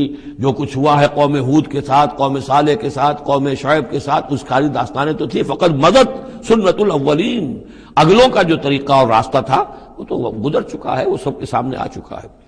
وَقَاتِلُوهُمْ حَتَّى لَا تَكُونَ فِتْنَةٌ وَيَكُونَ الدِّينُ كُلُّهُ لِلَّهِ. یہ سورہ بقرہ میں بھی آیت آئی تھی اور اب آئی ہے اضافی شان کے ساتھ. یعنی اے مسلمانوں، اب تمہاری یہ دعوت و تحریک جو ہے یہ اس مرحلے میں داخل ہو گئی، آرمڈ کانفلکٹ. اب یہ 15 برس کے بعد حضور نے جب دعوت کا آغاز کیا ہے مکے میں، اس کے بعد سے 15 برس گزر چکے. اب وہ دعوت، تنظیم، تربیت، صبر محض کا دور ختم ہوا، پیسو ریزسٹنس کا دور ختم ہوا. اب ایکٹیو ریزسٹنس کی محمد نے صلی اللہ علیہ وسلم اقدام کیا، اور اقدام کے نتیجے میں آخری اور چھٹا مرحلہ آ گیا، یعنی آرم کانفلکٹ. اب تلوار سے ٹکرا چکی. اب تمہاری تلواریں نیام میں نہیں جائیں گی جب تک کام مکمل نہ ہو جائے. اور کام کی تکمیل کیا ہے؟ فتنہ بالکل ختم ہو جائے. وَقَاتِلُوهُمْ حَتَّى لَا تَكُونَ فِتْنَةٌ. فتنہ وہ کیفیت ہے کہ جس میں ایمان پر قائم رہنا، ایمان پر عمل کرنا مشکل ہو جائے. جب باطل کا غلبہ ہے تو ایک بندہ مومن کے لیے ایمان پر پوری طریقے سے کاربند ہونا مشکل ہے. لہذا اس صورتحال کو ختم کرو، یعنی اب دین کا غلبہ ہو جائے. حَتَّى لَا تَكُونَ فِتْنَةٌ وَيَكُونَ الدِّينُ كُلُّهُ لِلَّهِ. دین بھی جزوی نہیں، کل کا کل دین اللہ ہی کے تابع آ جائے. فَإِنِ انْتَهَوْا فَإِنَّ اللَّهَ بِمَا يَعْمَلُونَ بَصِيرٌ. پھر اگر وہ باز آ جائے تو جو کچھ وہ کر رہے ہیں اللہ اسے دیکھ رہا ہے. وَإِن تَوَلَّوْا، اور اگر پیٹھ موڑ لیں، وَاعْلَمُوا، تو اے مسلمانوں تم یہ جان لو، أَنَّ اللَّهَ مَوْلَاكُمْ، اللہ تمہارا مولا ہے، تمہارا ولی ہے، ساتھی ہے، مددگار ہے، پشت پناہ ہے. نعم المولا ونعم النصیر. کیا ہی اچھا ہے وہ حمایتی اور کیا ہی خوب ہے وہ مددگار.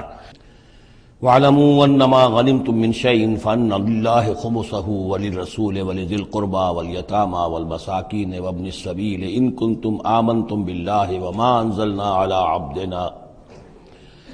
أَنزَلْنَا عَلَىٰ عَبْدِنَا يَوْمَ الْفُرْقَانِ يَوْمَ الْتَقَى الْجَمْعَانِ وَاللَّهُ عَلَىٰ كُلِّ شَيْءٍ قَدِيرٌ. صدق اللہ العظیم. اب یہاں وہ مال غنیمت کا حکم بیان ہو رہا ہے. وَاعْلَمُوا، جان لو، انما غنمتم من شیء، جو بھی غنیمت تمہیں حاصل ہوئی ہے، فَأَنَّ لِلَّهِ خُمُسَهُ، تو اس کا خمس، 5واں حصہ تو اللہ کے لیے ہے، وَلِلرَّسُولِ، اور رسول کے لیے ہے، وَلِذِي الْقُرْبَى، اور رسول کے قرابت داروں کے لیے ہے. یہ بات سمجھ لیجئے یہاں اچھی طرح کہ در حقیقت حضور صلی اللہ علیہ وسلم کا جو معاش کا معاملہ تھا، جب تک آپ مکے میں تھے، حضرت خدیجہ الکبریٰ رضی اللہ تعالی عنہا کی دولت جو ہے اس سے آپ کا کام چل رہا تھا، جو بھی بچا کچا ان کا سرمایہ تھا. مدینے میں آ کر ظاہر بات ہے کہ اب آپ کے پاس اپنا کوئی ذریعہ معاش نہیں تھا، نہ آپ کوئی تجارت کرتے تھے. تو اب آپ کے اخراجات، اور پھر یہ کہ آپ کے بھی قرابت دار ہیں، آپ کی ازواج مطہرات ہیں، ان کے اخراجات کہاں سے آئیں گے؟ تو مال غنیمت میں سے خمس جو ہے وہ اس کام کے لیے رکھ لیا گیا. گویا وہ بیت المال کا حصہ ہوگا، اور بیت المال ہی کفالت کرے گا حضور کی بھی اور حضور کے قرابت داروں کی بھی. اس کے علاوہ اس بیت المال میں یتامى والمساکین وابن السبیل، اس میں حصہ ہوگا یتیموں کے لیے بھی اور مساکین اور محتاجوں کے لیے بھی اور مسافروں کے لیے بھی. یہ گویا کہ 5واں حصہ مال غنیمت کا تو ہو گیا، سرکار سمجھ لیجیے، سرکاری ہو گیا. لیکن اس سرکار میں سب سے بڑا خرچ جو ہے وہ در حقیقت محمد رسول اللہ صلی اللہ علیہ وسلم کے ذاتی، آپ کے اخراجات، آپ کے ازواج مطہرات کا نفقہ، آپ کے قرابت داروں کا ذوی القربیٰ، جس میں آپ کو بھی تو ظاہر بات ہے کہ کچھ نہ کچھ صلہ رحمی آپ فرماتے تھے، تو اس کے لیے، اور یہ کہ یتیموں اور مساکین کے لیے وابن السبیل۔ ان کنتم آمنتم باللہ، اگر تم ایمان رکھتے ہو اللہ پر، وما انزلنا علی عبدنا، اور اس شے پر جو ہم نے نازل کی اپنے بندے پر، یوم الفرقان، فیصلے کے دن، یعنی جو شے نازل کی وہ ہے غیبی امداد، نصرت غیبی، جو فرشتے آئے۔ ظاہر بات ہے کہ وہ ایک انسین جو ہے، غیب کا معاملہ ہے، فرشتوں کو دیکھا تو کسی نے نہیں، تو جیسے وحی آتی تھی حضرت جبرائیل لے کر آتے تھے تو اس پر ایمان رکھتے ہو کہ یہ قرآن جو ہے اللہ کی طرف سے ہے، ایسے ہی تمہیں یقین ہونا چاہیے کہ اللہ تعالیٰ نے اپنا وہ وعدہ پورا فرمایا اور اللہ تعالیٰ نے فرشتے بھیجے۔ تو اگر تمہیں وہ یقین ہے تو پھر تم اس حکم کو پورے طور پر یوں سمجھیے کہ دلی طور پر اس کو قبول کرو، خوش دلی کے ساتھ، پوری طریقے سے، کہ خمس جو ہے وہ تو اللہ اور اس کے رسول کا، بیت المال کا۔ بقیہ کے بارے میں حضور نے فرما دیا کہ 4/5 جو ہے یہ اب تقسیم ہو جائے گا مجاہدین کے درمیان۔ اس میں اس سے کوئی بحث نہیں ہے کہ کس نے کتنا جمع کیا، سارا مال ایک جگہ جمع ہوگا اور پھر اس کے حصے لگیں گے، چاہے کوئی پہرے پر تھا، جنگ کی نوبت ہی نہیں آئی، چاہے یہ کہ کوئی باقاعدہ جنگ میں کسی نے حصہ لیا، چاہے کسی نے مال غنیمت جمع کیا، چاہے نہیں کیا، جو بھی جنگ میں ہے ان کو برابر کا حصہ ملے گا۔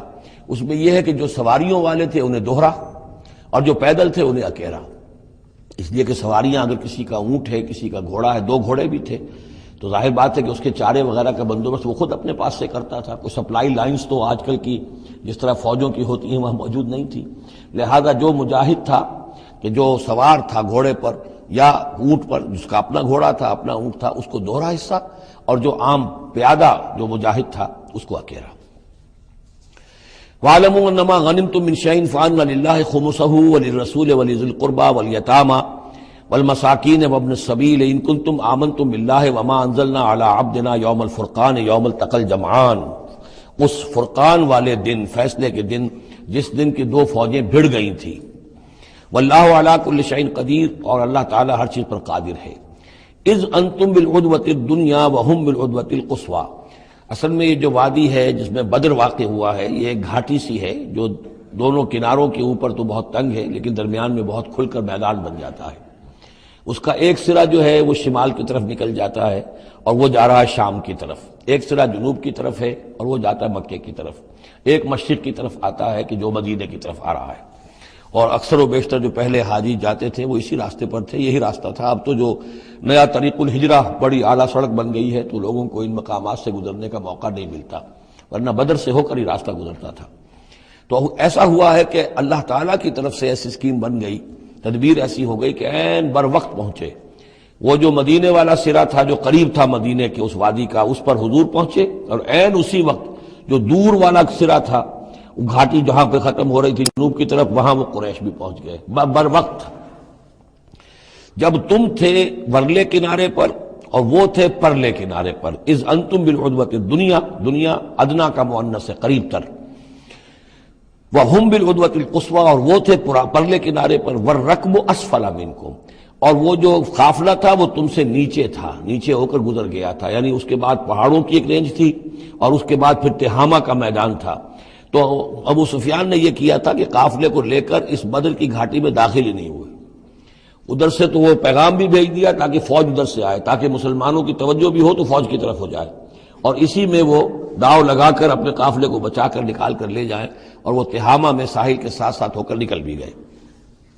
وَلَوْ تَوَاعَدتُّمْ لَاخْتَلَفْتُمْ فِي الْمِيعَادِ، اور اگر تم لوگوں نے آپس میں معاہدہ کیا ہوتا کہ فلاں وقت پر ہمیں پہنچنا ہے، ہو سکتا ہے کہ تم ایک ساتھ نہ پہنچ سکتے، اختلاف ہو جاتا، جیسے اپوائنٹمنٹ ہوتی ہے فلاں وقت پہ میں بھی پہنچوں گا آپ بھی پہنچ جائیں تو کچھ نہ کچھ آگے پیچھے ہو جاتا ہے، تو اگر تم طے کر کے بھی آتے تو اتنا نہ ہوتا جتنا کہ ہم نے اپنی مشیت اپنی تدبیر سے کر دیا کہ عین وقت پر تمہیں وہاں پہنچا دیا۔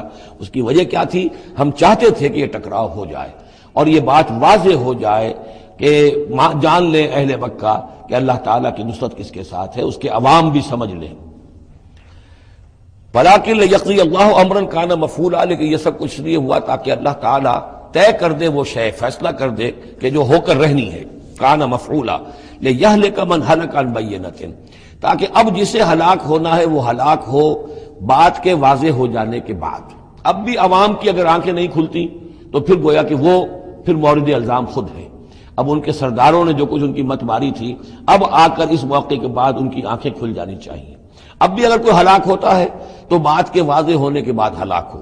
لِيَهْلِكَ مَنْ هَلَكَ عَنْ بَيِّنَةٍ وَيَحْيَىٰ مَنْ حَيَّ عَنْ بَيِّنَةٍ، اور جسے جینا ہے، جس کی زندگی ہے روحانی زندگی، اور جو سیدھے راستے پر آنا چاہتا ہے وہ بھی اس بینہ کی بنا پر وہ سیدھے راستے پر آ جائے اور حیات معنوی حاصل کر لے۔ وَإِنَّ اللَّهَ سَمِيعٌ عَلِيمٌ، اور یقیناً اللہ سب کچھ سننے والا اور جاننے والا ہے۔ اِذْ يُرِيكَهُمُ اللَّهُ فِي مَنَامِكَ قَلِيلًا، جبکہ اللہ تعالیٰ آپ کو دکھا رہا تھا اے نبی ان کو آپ کی نیند میں کم۔ حضور نے خواب میں دیکھا کہ کوئی بڑی طاقت نہیں ہے، بڑی تھوڑی سی جمعیت ہے قریش کی جو آئی ہے، حالانکہ 1000 کا لشکر تھا۔ وَلَوْ أَرَاكَهُمْ كَثِيرًا، اور اگر آپ کو دکھایا ہوتا کہ وہ بڑی بڑی تعداد میں آ رہے ہیں، لَفَشِلْتُمْ، اور آپ نے وہ بات بتائی ہوتی صحابہ کرام کو، اپنے ساتھیوں کو، تو اے مسلمانوں پھر تم کمزوری دکھاتے، تم ڈھیلے پڑ جاتے۔ وَلَتَنَازَعْتُمْ فِي الْأَمْرِ، اور معاملے کے اندر پھر کوئی ایک اور تنازع کھڑا ہو جاتا کہ ہمیں یہاں جنگ کرنی بھی چاہیے کہ نہیں۔ ولیکن اللہ سلم، لیکن اللہ تعالیٰ نے سلامتی پیدا فرما دی۔ انہ علیم بذات الصدور، یقیناً وہ جو کچھ سینوں کے اندر ہے اس سے واقف ہے۔ اس کی توجیہ یہ کی ہے مفسرین نے کہ اگرچہ نبی کا خواب جھوٹا نہیں ہو سکتا، یہ نہیں تھا کہ حضور کو جو خواب دکھایا گیا وہ غلط تھا، اصل میں ان کی جو معنوی حقیقت تھی وہ دکھا دی گئی۔ ایک ہے کسی شے کے اندر جو کمیت ہے، کوانٹیٹیو ایلیمنٹ ہے اس کا، ایک ہے جو اس کی کیفیت ہے، جو اس کے اندر اصل حقیقت ہے۔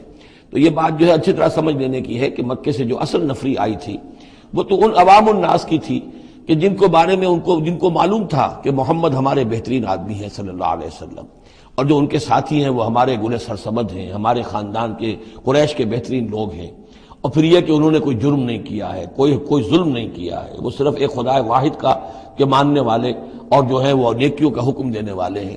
تو جو ان کے ہاں جو بھی جس کو ہم کہتے ہیں سائلنٹ میجورٹی، عوام الناس، ان کے دل اپنے لیڈروں کے ساتھ نہیں تھے۔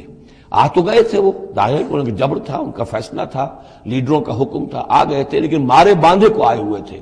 ان کے دلوں کے اندر وہ بات نہیں تھی کہ جو کسی ایسے لشکر میں ہوتی ہے کہ جو سمجھتا ہے اپنے آپ کو برحق، ہم حق کے لیے لڑ رہے ہیں، تو اس کے اندر جو طاقت ہوتی ہے اس لڑنے والے کے اندر، وہ اس شخص میں نہیں ہوتی کہ جو مارے باندھے کو لے آیا گیا ہو اور خود اسے اپنے دل میں یہ یقین نہ ہو کہ میں حق کے لیے لڑ رہا ہوں۔ اس اعتبار سے معنوی طور پر جو ان کی کیفیت تھی اس کے اعتبار سے وہ واقعتاً کم تھے۔ تو حضور کو خواب میں اللہ تعالیٰ نے ان کی اصل حقیقت دکھائی۔ وَإِذْ يُرِيكُمُوهُمْ إِذْ الْتَقَيْتُمْ فِي أَعْيُنِكُمْ قَلِيلًا وَيُقَلِّلُكُمْ فِي أَعْيُنِهِمْ، مزید برآں اللہ نے یہ کیا کہ جب دونوں لشکر ٹکرائے ہیں تو ایسی کیفیت پیدا کر دی کہ مسلمانوں کو بھی وہ تھوڑے لگ رہے تھے کہ کوئی زیادہ لوگ نہیں ہیں، اور انہیں بھی مسلمان تھوڑے نظر آ رہے تھے۔ یعنی یہ کہ ہر صورت اللہ نے ایسی بنا دی تھی کہ جنگ ہو اور ڈٹ کر ہو، تاکہ یہ صورتحال جو ہے یوم الفرقان ہونا اس کا بالکل واضح ہو جائے۔ اگر کسی وجہ سے وہ کرنی کترا جاتا معاملہ اور جنگ نہ ہوتی، مقابلہ نہ ہوتا، تو جس طریقے سے کہ اللہ اس کو فیصلہ کن دن بنا دینا چاہتا تھا، یوم الفرقان، فیصلے کا دن، وہ صورتحال پیدا نہ ہوتی۔ لِيَقْضِيَ اللَّهُ أَمْرًا كَانَ مَفْعُولًا، تاکہ اللہ پورا کر دے اس معاملے کو کہ جو ہونے والا ہی تھا۔ وَإِلَى اللَّهِ تُرْجَعُ الْأُمُورُ، اور تمام معاملات بالآخر تو اللہ ہی کی طرف لوٹا دیے جائیں گے۔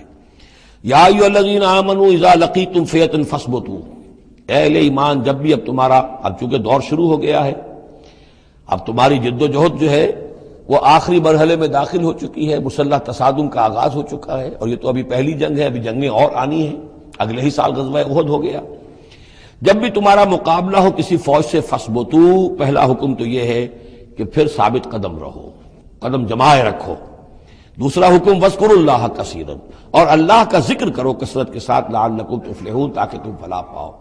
تمہاری جو طاقت ہے وہ اللہ تعالیٰ کے بھروسے پر ہے۔ وَاصْبِرْ وَمَا صَبْرُكَ إِلَّا بِاللَّهِ، ایک بندہ مومن کا صبر جو ہے وہ اللہ کے بھروسے پر ہے، لہذا اللہ یاد رہے گا، اللہ کے ساتھ قلبی تعلق، روحانی تعلق استوار ہوگا تو تم ثابت قدم رہو گے، اور اگر اللہ کے ساتھ رشتہ ٹوٹ گیا، قلبی رشتہ، روحانی رشتہ، تو پھر تمہارے اندر جان نہیں ہوگی۔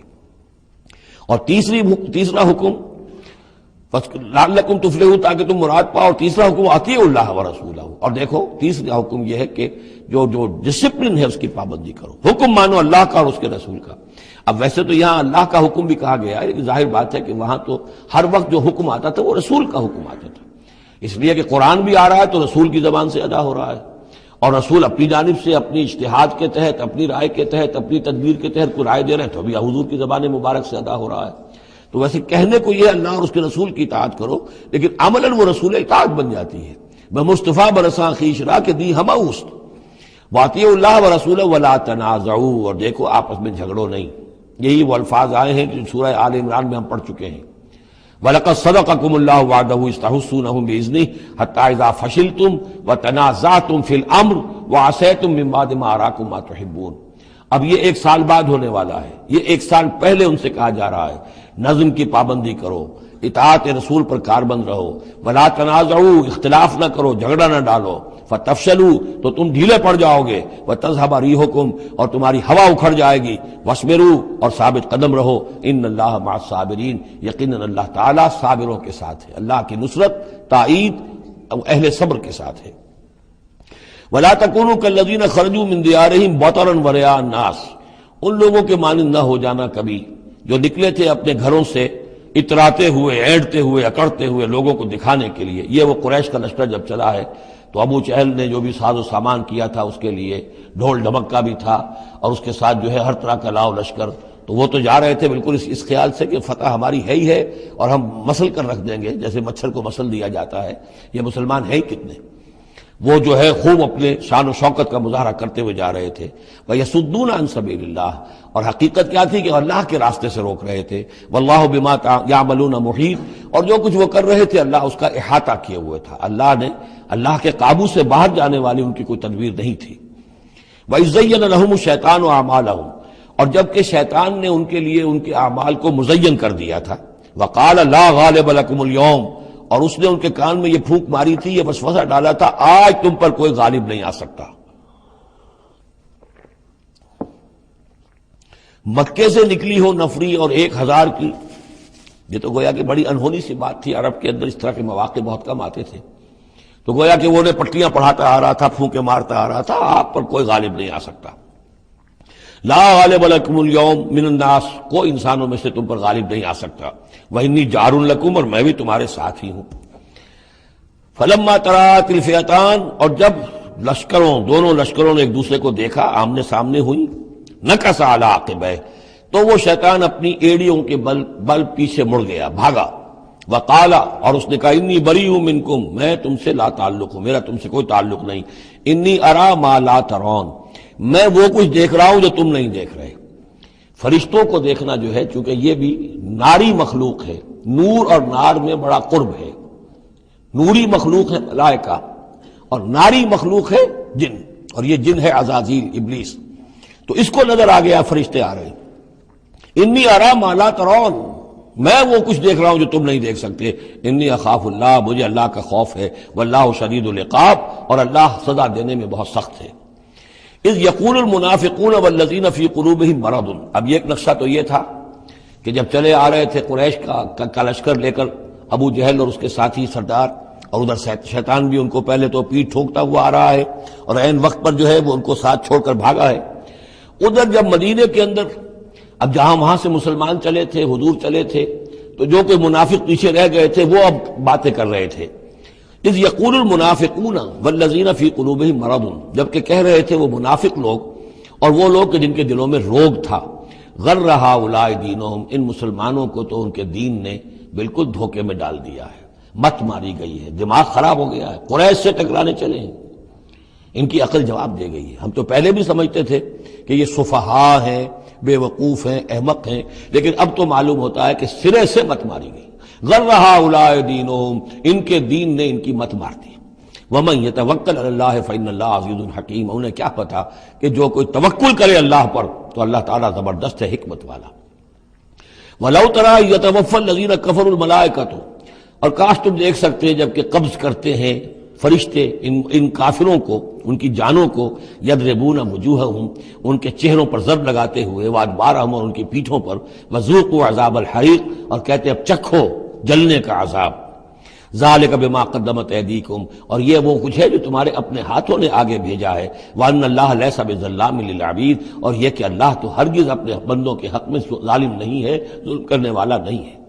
کداب آل فرعون والذین من قبلہم، جیسے کہ معاملہ ہوا آل فرعون کا اور ان کا جو ان سے پہلے تھے. آل فرعون سے پہلے قوم شعیب سے پہلے صدوم اور عمورہ کی بستیاں، ان سے پہلے قوم سمود، ان سے پہلے قوم عاد، ان سے پہلے قوم نوح. یہ ہم سورہ اعراف کے اندر یہ ساری چیزیں پڑھ کر آئے. کداب آل فرعون والذین من قبلہم کفروا بآیات اللہ، انہوں نے بھی اللہ کی آیات کا کفر کیا. فاخذہم اللہ بذنوبہم، تو اللہ نے پکڑ لیا انہیں ان کے گناہوں کی پاداش میں. ان اللہ قوی شدید العقاب، یقیناً اللہ تعالیٰ قوی ہے، قوت والا ہے، زور آور ہے اور سزا دینے میں سخت ہے. ذالک بان اللہ لم یکن مغیرا نعمۃ انعمها علی قوم حتی یغیروا ما بانفسہم، یہ اس لیے ہے کہ اللہ تعالیٰ کا یہ طریقہ نہیں ہے کہ کوئی نعمت جو اس نے کسی قوم کو دی ہو اس میں تغیر کر دے جب تک کہ وہ قوم اپنے اندر کی کیفیت کو متغیر نہ کر دے. یعنی یہ ہر قوم جو اٹھی تھی اسی شکل میں اٹھی تھی کہ اللہ تعالیٰ نے ایک نبی بھیجا. جیسے کہ قوم ہود ختم ہوئی تو حضرت ہود اور ان کے ساتھیوں کے ذریعے سے ایک نئی قوم وجود میں آئی جو آگے چل کر سمود کہلائی. تو یہ لوگ کون تھے؟ یہ لوگ تھے جن کو اللہ نے نعمت دی تھی، انعام دیا تھا، احسان کیا تھا، ایمان انہیں ملا تھا. لیکن جب انہوں نے اپنی اس نعمتوں کو بدل دیا، کفر کی روش پر آ گئے، توحید کی پگڈنڈی چھوڑ کر، توحید کی شاہراہ کو چھوڑ کر شرک کی پگڈنڈیوں پہ مڑ گئے، تو پھر اللہ تعالیٰ کی نعمت بھی تبدیل ہو جاتی ہے. اللہ تعالیٰ نعمت سلب کر لیتا ہے، انعام کی جگہ پر اللہ کا عذاب آ جاتا ہے. ذالک بان اللہ لم یکن مغیرا نعمۃ انعمها علی قوم حتی یغیروا ما بانفسہم. یہی ہے جو مضمون آگے بھی آئے گا سورہ رعد میں بھی، اور اس کو پھر یہ کہ اردو میں بھی ایک شعر میں لوگوں نے پیش کیا ہے کہ خدا نے آج تک اس قوم کی حالت نہیں بدلی، نہ ہو جس کو خیال آپ اپنی حالت کے بدلنے کا. قوموں کے اپنے اندر کے حالات بدلتے ہیں تو پھر تقدیر بدلتی ہے. صرف خواہش سے، وشفل تھنکنگ سے، امانی سے کوئی بات نہیں ہوا کرتی. اور قوم ظاہر بات ہے کہ افراد پر مشتمل ہوتی ہے.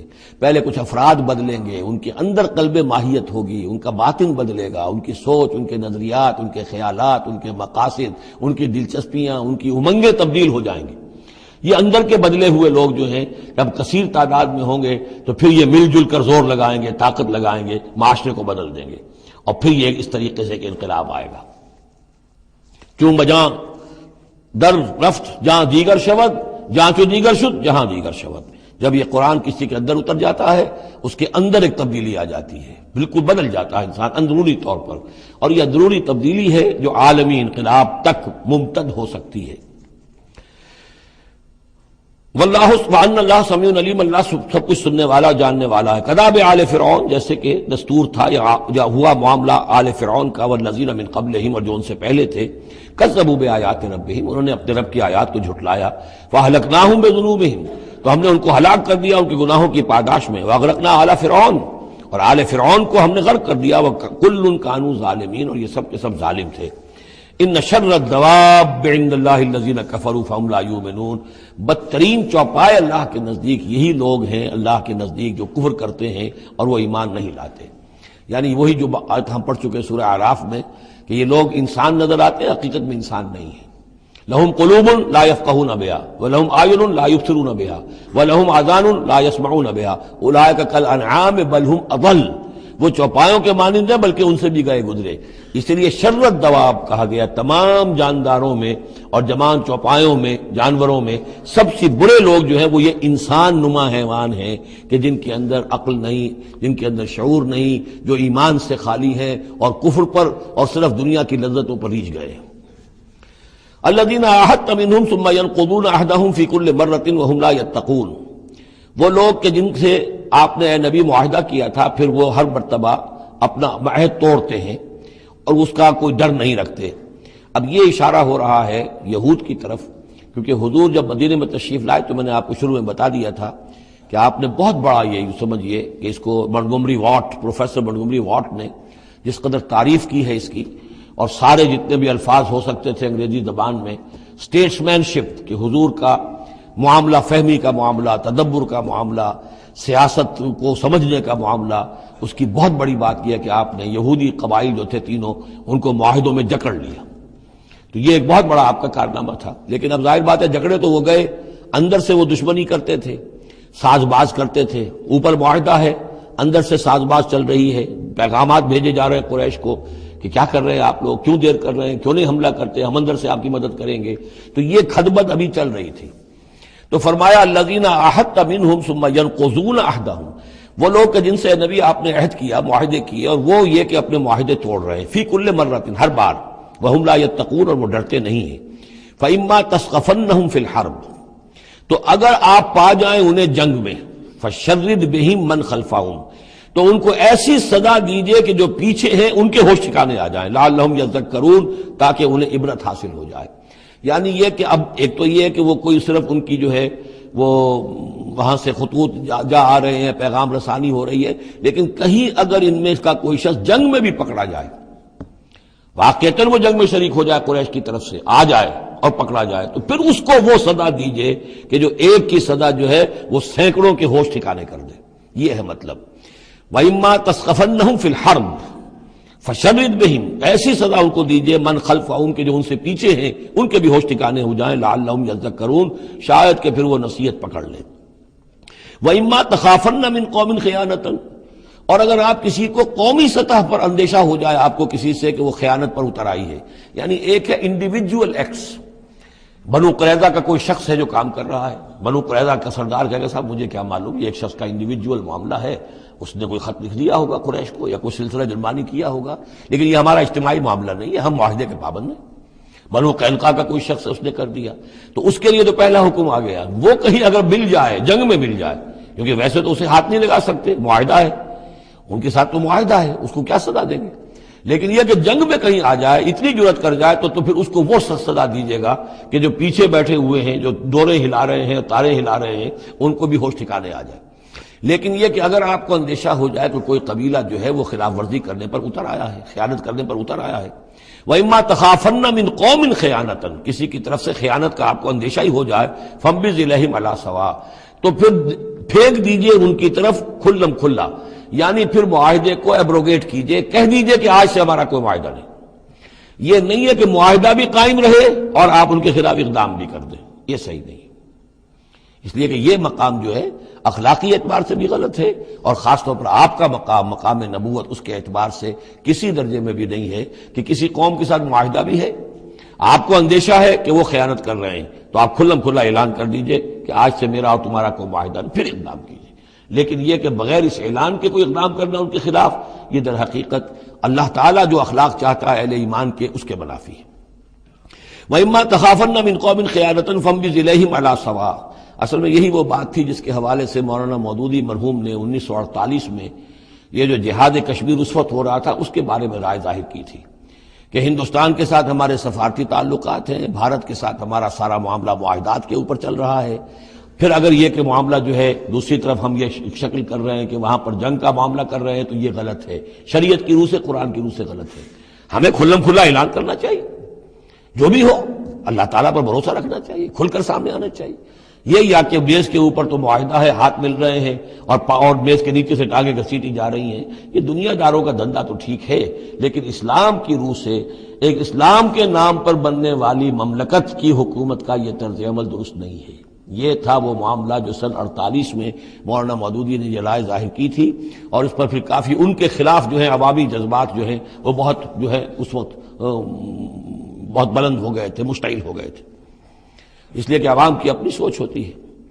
وَإِمَّا تَخَافَنَّ مِنْ قَوْمٍ خِيَانَةً فَانبِذْ إِلَيْهِمْ عَلَىٰ سَوَاءٍ، معاہدہ ان کے منہ پر دے مارو، ان اللہ لا يحب الخائنین، یقیناً اللہ تعالیٰ کو خیانت کرنے والے پسند نہیں ہے۔ وَلَا يَحْسَبَنَّ الَّذِينَ كَفَرُوا سَبَقُوا، اور نہ سمجھے وہ لوگ جنہوں نے کفر کیا ہے کہ وہ بچ نکلے ہیں، یعنی یہ کہ اب اگر کچھ لوگ بچ کے بھی تو چلے گئے نا، آخر 1000 کی نفری آئی تھی، انہم لا یعجزون، یہ جو بچ کر چلے گئے وہ یہ نہ سمجھے کہ وہ اللہ کو عاجز کر دیں گے، وہ عاجز نہیں کر سکیں گے۔ وَأَعِدُّوا لَهُم مَّا اسْتَطَعْتُمْ، اور اے مسلمانوں اب جب یہ نیا دور شروع ہو ہی گیا ہے تمہاری اس دعوت و تحریک کا، تو اب پوری طریقے سے اپنے امکان بھر سامان حرب تیار کرو۔ اعدوا لهم، اعداد، تیاری کرنا، اسلحہ تیار کرو، سامان جنگ تیار کرو، گھوڑے تیار رکھو، رسالہ تمہارا ہونا چاہیے، جو بھی تمہارے لیے ممکن ہے۔ یہ توکل کا مطلب یہ نہیں ہے کہ تم ہاتھ پر ہاتھ دھر کر بیٹھ رہو اللہ تمہاری مدد کرے گا۔ اعدوا لهم ما استطعتم، اپنی استطاعت جو ہے اس کی حد تک تو پوری تیاری کرو، من قوت، طاقت سے بھی، ومن رباط الخیل، اور پلے ہوئے گھوڑوں کے ذریعے سے بھی، اس لیے کہ اس زمانے میں جنگ کے لیے سب سے زیادہ جو مؤثر شے تھی آپ کو معلوم ہے وہ گھوڑا، تیز رفتار ہے، اونٹ جو ہے تیز دوڑ نہیں سکتا ہے، اور اسی حوالے سے آج سمجھ لیجئے ہمارے لیے بہت اہم مسئلہ ہے یہ. اللہ تعالیٰ نے شاید عالم اسلام میں پورے میں پتہ نہیں 50 60 70 کتنے ملک دنیا میں ہیں مسلمان کہلاتے ہیں، ایک ملک ہے صرف جسے ایٹمک صلاحیت دی ہے، اور یہ امانت پوری امت مسلمہ کی ہے مسلمانان پاکستان کے پاس. اور اس کے بارے میں اگر امریکہ کا دباؤ قبول کر لیا گیا تو یہ سب سے بڑی خیانت ہوگی اللہ کے ساتھ، امت مسلمہ کے ساتھ، اللہ کے دین کے ساتھ. وہ اسرائیل لے کر بیٹھا ہوا ہے ایٹم بم کے، اس کے پاس انبار لگے ہوئے، لیکن یہ ہے کہ ساری پالیسی جو چل رہی ہے وہ یہ کسی طریقے سے پاکستان کا. ایک عراق کے بارے میں اندیشہ ہوا تھا کہ اسے ایٹمی دانت نکل سکتے ہیں، اس ایک مرتبہ اس کا وہ ایٹمک پلانٹ جو ہے اس کا بھرکس نکال دیا تھا، دوسری مرتبہ یہ کہ اس کا پورا بھرکس ہی نکل گیا، اگلا پچھلا کھایا پیا سب اگلوا دیا. اب پاکستان پر سارا دباؤ، ساری ڈپلومیسی جو بھی چل رہی ہے اس وقت، کان کھولنے کی اور آنکھیں کھول کر دن گزارنے کی ضرورت ہے. ہمیں حکم یہ کہ جو بھی اللہ نے تمہیں دیا ہے، تمہارا امکان، جو بھی تمہارے پاس امکانی طاقت ہے اسے سنبھال کر رکھو. ڈیٹرنٹ اعدوا لهم ما استطعتم من قوة ومن رباط الخيل ترهبون به عدو اللہ، تاکہ تم اللہ کے دشمنوں کو اس سے ڈرا سکو. یہی ہے ڈیٹرنٹ، تو معلوم ہو کہ ان کے پاس وہ طاقت ہے. وعدوکم، اور اپنے دشمنوں کو بھی ڈرا سکو. وآخرین من دونہم، ایک تو ہے اللہ کے دشمن اور تمہارے دشمن ایک اور بھی ہیں جو ان کے سوا ہیں، ان کے پرے ہیں، انہیں تم نہیں جانتے. لا تعلمونہم اللہ یعلمہم، اللہ انہیں جانتا ہے، یعنی وہ مارے آستین منافقین ہیں، یہ تمہاری اپنی آستینوں کے اندر بیٹھے ہوئے ہیں، تمہیں پتہ بھی نہیں ہے کہ وہ لوگ بھی در حقیقت ففتھ کالمسٹ عنصر ہے کہ جو در حقیقت تمہاری تباہی چاہتا ہے، بربادی چاہتا ہے. وما تنفقوا من شيء، اب ظاہر بات ہے کہ اگر ساز و سامان فراہم کرنا ہے، اسلحہ فراہم کرنا ہے، اور ساز و سامان کے لیے جو ہے گھوڑے تیار کرنے ہیں تو انفاق کرنا پڑے گا. انفقوا مما رزقناکم وما تنفقوا من شيء في سبيل الله يوفى اليكم، اور دیکھو جو کچھ بھی تم خرچ کرو گے اللہ کی راہ میں وہ پورا پورا تمہیں مل جائے گا، پورا پورا دیا جائے گا. وانتم لا تظلمون، اور تم پر کوئی زیادتی نہیں ہوگی، تمہاری کوئی حق تلفی نہیں ہوگی. تم دو تو صحیح. اب وہ پورے 2 رکوع ذہن میں لے آئیے جو سورہ بقرہ میں ہم نے پڑھے تھے کہ اگر کوئی شخص اللہ کی راہ میں مال خرچ کرتا ہے، فی سبیل اللہ خرچ کرتا ہے، تو جیسے ایک دانہ جو ہے وہ زمین کے اندر ڈال دیتے ہو، اس سے جو ایک پودا نکلتا ہے اس میں سٹے ہوتے ہیں، 7 سٹے ہیں، اور ہر سٹے کے اندر 100 دانے ہیں، تو وہ ایک دانہ 700 دانے پیدا کر رہا ہے. اور اللہ تعالیٰ جس کو چاہے گا 700 گنا سے بھی زیادہ اجر و ثواب دے گا. کہاں سیت کر رکھ رہے ہو اپنے پیسے، خرچ کر دو اسے. اس لیے کہ اب اس دعوت کا اور اس تحریک کا اور محمد رسول اللہ کی جو جد و جہد ہے اس کا وہ مرحلہ آ گیا ہے کہ اب ساز و سامان اور کیل کانٹے سے لیس ہونا ضروری ہے. وَأَعِدُّوا لَهُم مَّا اسْتَطَعْتُم مِّن قُوَّةٍ وَمِن رِّبَاطِ الْخَيْلِ تُرْهِبُونَ بِهِ عَدُوَّ اللَّهِ وَعَدُوَّكُمْ وَآخَرِينَ مِن دُونِهِمْ لَا تَعْلَمُونَهُمْ اللَّهُ يَعْلَمُهُمْ وَمَا تُنفِقُوا مِن شَيْءٍ فِي سَبِيلِ اللَّهِ يُوَفَّى إِلَيْكُمْ وَأَنتُمْ لَا تُظْلَمُونَ وَإِن جَنَحُوا لِلسَّلْمِ فَانجَحْ لَهَا. ارے نبی اگر وہ اپنے بازو اپنے کندھے نیچے گرا دے امن کے لیے، صلح کے لیے، اگر قریش آمادہ ہو جاتے ہیں تو آپ بھی جھک جائیے، کوئی بات نہیں، صلح کر لیجیے. وَتَوَكَّلْ عَلَى اللَّهِ، اللہ پر توکل کیجیے. یعنی یہ کہ اگر وہ صلح کرنے کے اوپر آمادہ ہے صلح کر لیجیے، اور ڈریے نہیں کہ ہو سکتا ہے وہ چال چل رہے ہوں، نہیں، صلح کا جواب صلح سے دیجیے، لیکن یہ کہ اللہ پر توکل کیجیے. وَهُوَ السَّمِيعُ الْعَلِيمُ، وہ سب کچھ إِنَّهُ هُوَ السَّمِيعُ الْعَلِيمُ، یقیناً وہ سب کچھ سننے والا اور جاننے والا ہے. وَإِن يُرِيدُوا أَن يَخْدَعُوكَ، اور اگر وہ چاہتے ہو کہ آپ کو دھوکہ دے دیں، فَإِنَّ حَسْبَكَ اللَّهُ، تب بھی آپ نہ گھبرائیں، آپ کے لیے اللہ کافی ہے، اللہ کی طرف سے ضمانت ہے. هُوَ الَّذِي أَيَّدَكَ بِنَصْرِهِ وَبِالْمُؤْمِنِينَ، وہی تو ہے اللہ جس نے اے نبی آپ کی مدد کی ہے اپنی نصرت سے اور اہل ایمان کے ذریعے.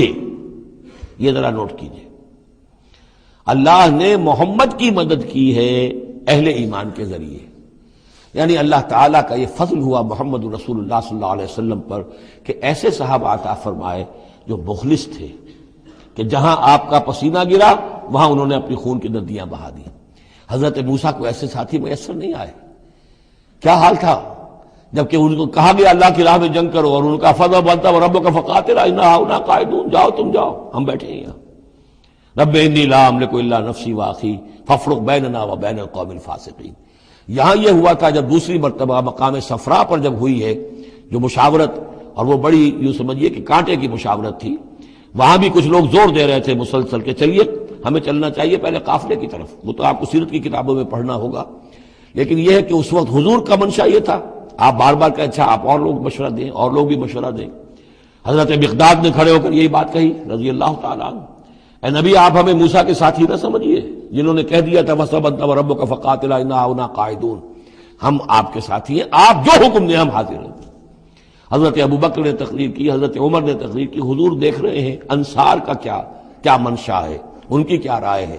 پھر کھڑے ہوئے حضرت سعد، انہوں نے کہا ہے کانک تعنینا یا رسول اللہ، اے اللہ کے رسول شاید آپ کا روح سخن ہماری جانب ہے، شاید اس وجہ سے کہ ہمارا جو معاہدہ ہوا تھا بیعت عقبہ ثانیہ میں وہ یہ تھا کہ اگر مدینے پر حملہ ہوگا تو ہم آپ کی حفاظت کریں گے، شاید یہ گمان ہے آپ کا۔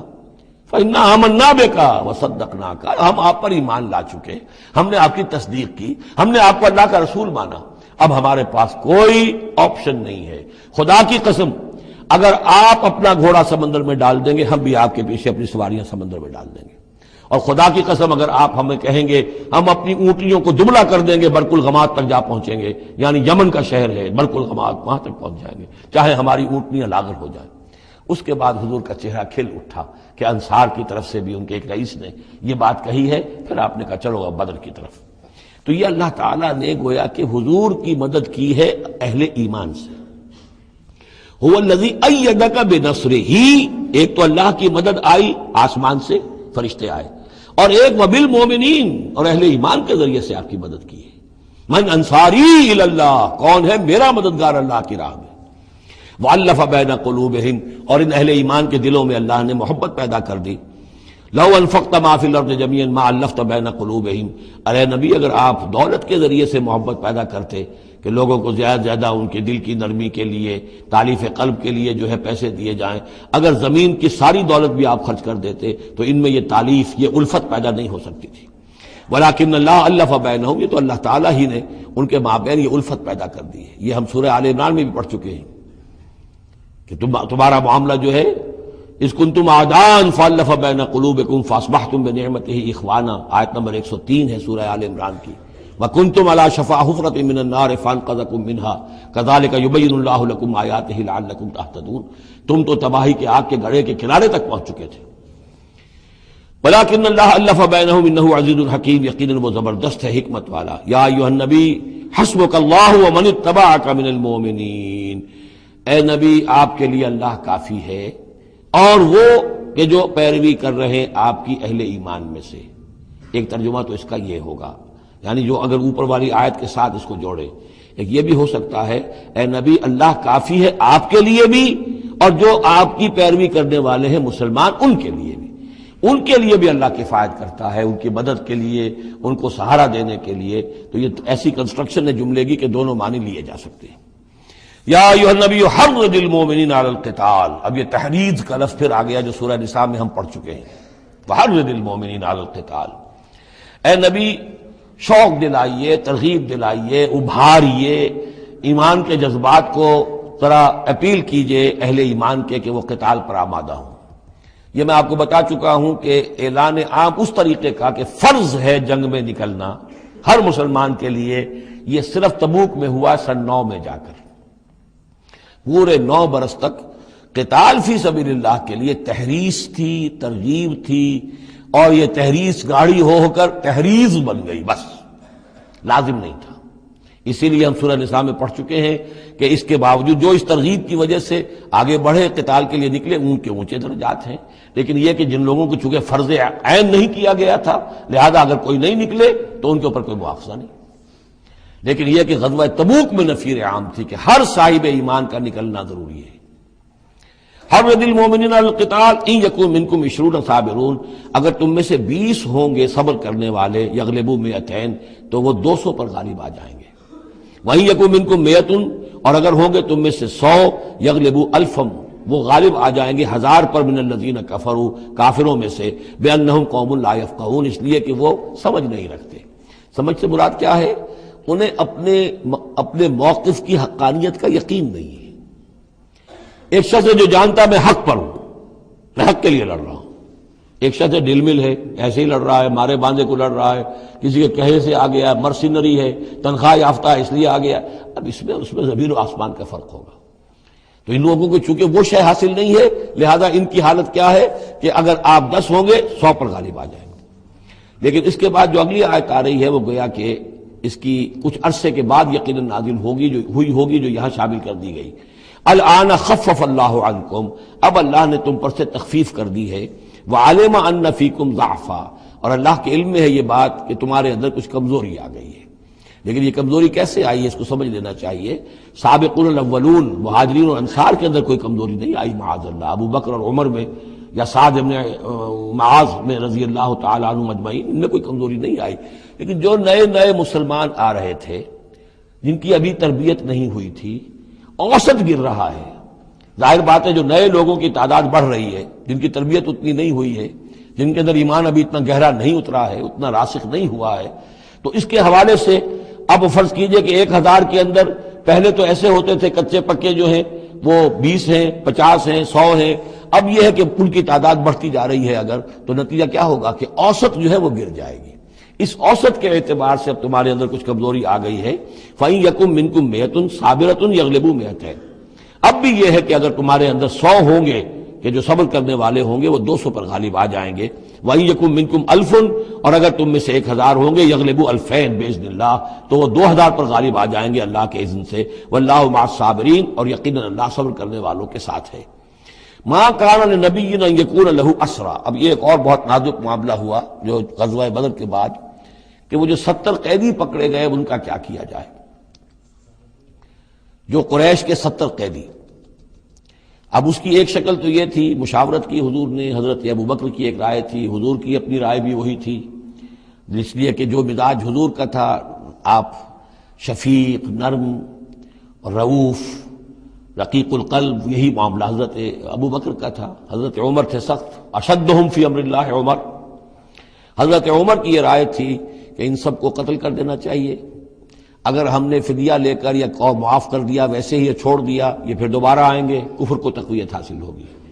تو اس کو تو جب تک کہ کفر کی کمر ٹوٹ نہ جائے، یہ سانپ جو ہے جب تک کہ پوری طرح کچلا نہ جائے، اس وقت تک جو ہے ہمیں کوئی نرمی نہیں کرنی چاہیے، بلکہ وہ اس حد تک تھے کہ ہم میں سے یہ جو قیدی آئے ہیں جو ان کے قریب ترین عزیز ہوں، بس مہاجرین کے اندر وہ لوگ موجود تھے، قریش کے جو لوگ پکڑے گئے ہیں، تو مہاجر جو تھے یہاں صحابہ کرام وہ بھی تو قرشی تھے، تو اپنے قریب ترین عزیزوں کو اپنے ہاتھ سے قتل کریں، یہ حضرت عمر کی رائے تھی۔ حضور صلی اللہ علیہ وسلم کی رائے اور حضرت ابو بکر کی رائے بھی یہ تھی کہ نہیں، نرمی کی جائے، فدیہ لے کر چھوڑ دیا جائے۔ فیصلہ ہو گیا، اس پر عمل ہو گیا، لیکن پھر جو یہ آیت اتری ہے یہ پھر بہت سخت ہے، اس میں اس فیصلے کو غلط قرار دیا گیا، اگرچہ فیصلہ ہو گیا ٹھیک ہے، لیکن یہ کہ اس کے اوپر گرفت ہوئی ہے کہ یہ نہیں ہونا چاہیے تھا۔ یہ مضمون بنیادی طور پر یہ سورہ محمد میں آئے گا صلی اللہ علیہ وسلم، اور وہاں تفصیل کے ساتھ اس کی پوری بات آ چکی ہے، اور چونکہ سورہ محمد سورہ بقرہ سے بھی پہلے نازل ہو چکی تھی، سورۃ القتال، اس حوالے سے یہ بات جو ہے بہت اہم ہے کہ اس میں یہ قاعدہ قانون آ چکا تھا، اس کے باوجود اس بات کا ہو جانا یہ گویا کہ ایک طرح سے ایک کوتاہی ہوئی ہے، وقتی طور پر نظر انداز ہو گیا اللہ تعالیٰ کا مستقل حکم۔ ما کان لنبی ان یکون لہ اسریٰ، کسی نبی کے لیے یہ جائز نہیں ہے کہ اس کے پاس قیدی ہوں، حتی یسخن فی الارض، جب تک کہ زمین کے اندر خوب خونریزی نہ ہو لے، یعنی باطل کی کمر نہ توڑی جا چکی ہو، اس وقت تک قیدی رکھنا۔ قیدی رکھنے کا مطلب کہ وہ زندہ رہیں گے، آج نہیں تو کل انہیں چھوڑنا پڑے گا، آپ چھوڑیں گے ان کو، وہ پھر کفر کی تقویت کا باعث بنیں گے۔ تريدون عرض الدنیا، تم دنیا کا ساز و سامان چاہتے ہو، یعنی فدیہ ملے گا، مال ملے گا۔ اب یہ ظاہر بات ہے کہ نہ حضور کی یہ نیت ہو سکتی تھی معاذ اللہ، اور نہ حضرت ابو بکر کی، لیکن اللہ تعالیٰ کا معاملہ ہے، جب وہ اپنے نبیوں کے اوپر بھی کبھی گرفت کرتا ہے تو بظاہر الفاظ بڑے سخت ہوتے ہیں، بظاہر بڑے سخت ہوتے ہیں، تو اس کے اندر وہ سختی موجود ہے۔ ظاہر بات ہے کہ یہ بات نہ حضور کے لیے نہ حضرت ابو بکر کے لیے۔ تريدون عرض الدنیا، تم دنیا کا سامان چاہتے ہو، واللہ یرید الآخرہ، اللہ کے پیش نظر آخرت ہے۔ سورہ محمد کی آیت نمبر 4 میں یہ پورا قانون آئے گا، ہم وہاں پڑھ لیں گے۔ واللہ عزیز الحکیم، اور اللہ تعالی عزیز اور حکیم ہے۔ لولا کتاب من اللہ سبقہ، اگر نہ ہوتی بات اللہ کی طرف سے جو پہلے سے آ چکی تھی، یعنی سورہ محمد کی آیت نمبر 4، اس میں ایک امکان نکلتا تھا اس کی تعبیر کا، اگرچہ تعبیر کے اندر میرے نزدیک غلطی ہوئی ہے، لیکن پھر بھی ایک اس کے اندر امکان موجود تھا جس کو کہ استعمال کیا ہے محمد الرسول اللہ صلی اللہ علیہ وسلم سے. لولا کتاب من اللہ سبقا، اگر یہ اللہ تعالیٰ کی طرف سے بات پہلے سے طے نہ ہو چکی ہوتی، لمسکم فیما اخذتم عذاب عظیم، تو جو کچھ تم نے یہ فدیہ وغیرہ لیا ہے اس پر تم پر بڑا سخت عذاب آتا. قانون ہم سورہ محمد میں پڑھیں گے کہ وہ کیا تھا، اور اس کی انٹرپریٹیشن کے اندر یہاں حضور نے کس جگہ سے گنجائش نکالی. دیکھیے ہوتا یہ ہے کہ آپ کا رجحان نرمی کا ہے تو آپ ایک ہی بات کے اندر سے نرم پہلو نکال لیں گے. جیسے کہ میں نے عرض کیا تھا کہ جو لوگ کے سنتے ہیں الذین یستمعون القول فیتبعون احسن، وہ لوگ کہ جو کسی بات کو سن کر پھر پیروی کرتے ہیں اس میں سے بہترین کی، جو بھی اس میں اعلیٰ ترین درجہ ہے اس تک پہنچنے کی کوشش کرتے ہیں. لیکن طبیعت کے اندر اگر نرمی تھی تو اس نرمی کی وجہ سے حضور نے اس کے اندر ایک اپنے لیے گنجائش نکال لی. لیکن چونکہ اس آیت کے اندر وہ گنجائش واقعتاً موجود ہے، لہذا فرمایا اگر وہ نہ ہوا ہوتا، لولا کتاب من اللہ سبقا، اگر وہ آیت پہلے نازل نہ ہو چکی ہوتی، لمسکم فیما اخذتم عذاب عظیم، تو تم پر جو بھی تم نے لیا ہے یہ فدیہ وغیرہ اس پر تم پر بڑی سخت پکڑ ہوتی اور عذاب آتا. روایات میں آتا ہے کہ حضور بھی اور حضرت ابوبکر بھی دونوں پھر اس آیت کے نزول کے بعد روتے رہے ہیں کہ ہم سے یہ خطا ہوئی ہے. بہرحال خطا اجتہادی ہے، کوئی غلط اس طرح کی نہیں ہے کہ کسی صریح حکم کی خلاف ورزی کی گئی ہو. وہ یہ ہے کہ جو بھی اس میں رعایت رکھی گئی تھی اس کو آپ نے اپنے اجتہاد سے اس کے اندر سے جو بھی نرمی کا پہلو تھا وہ نکال دیا.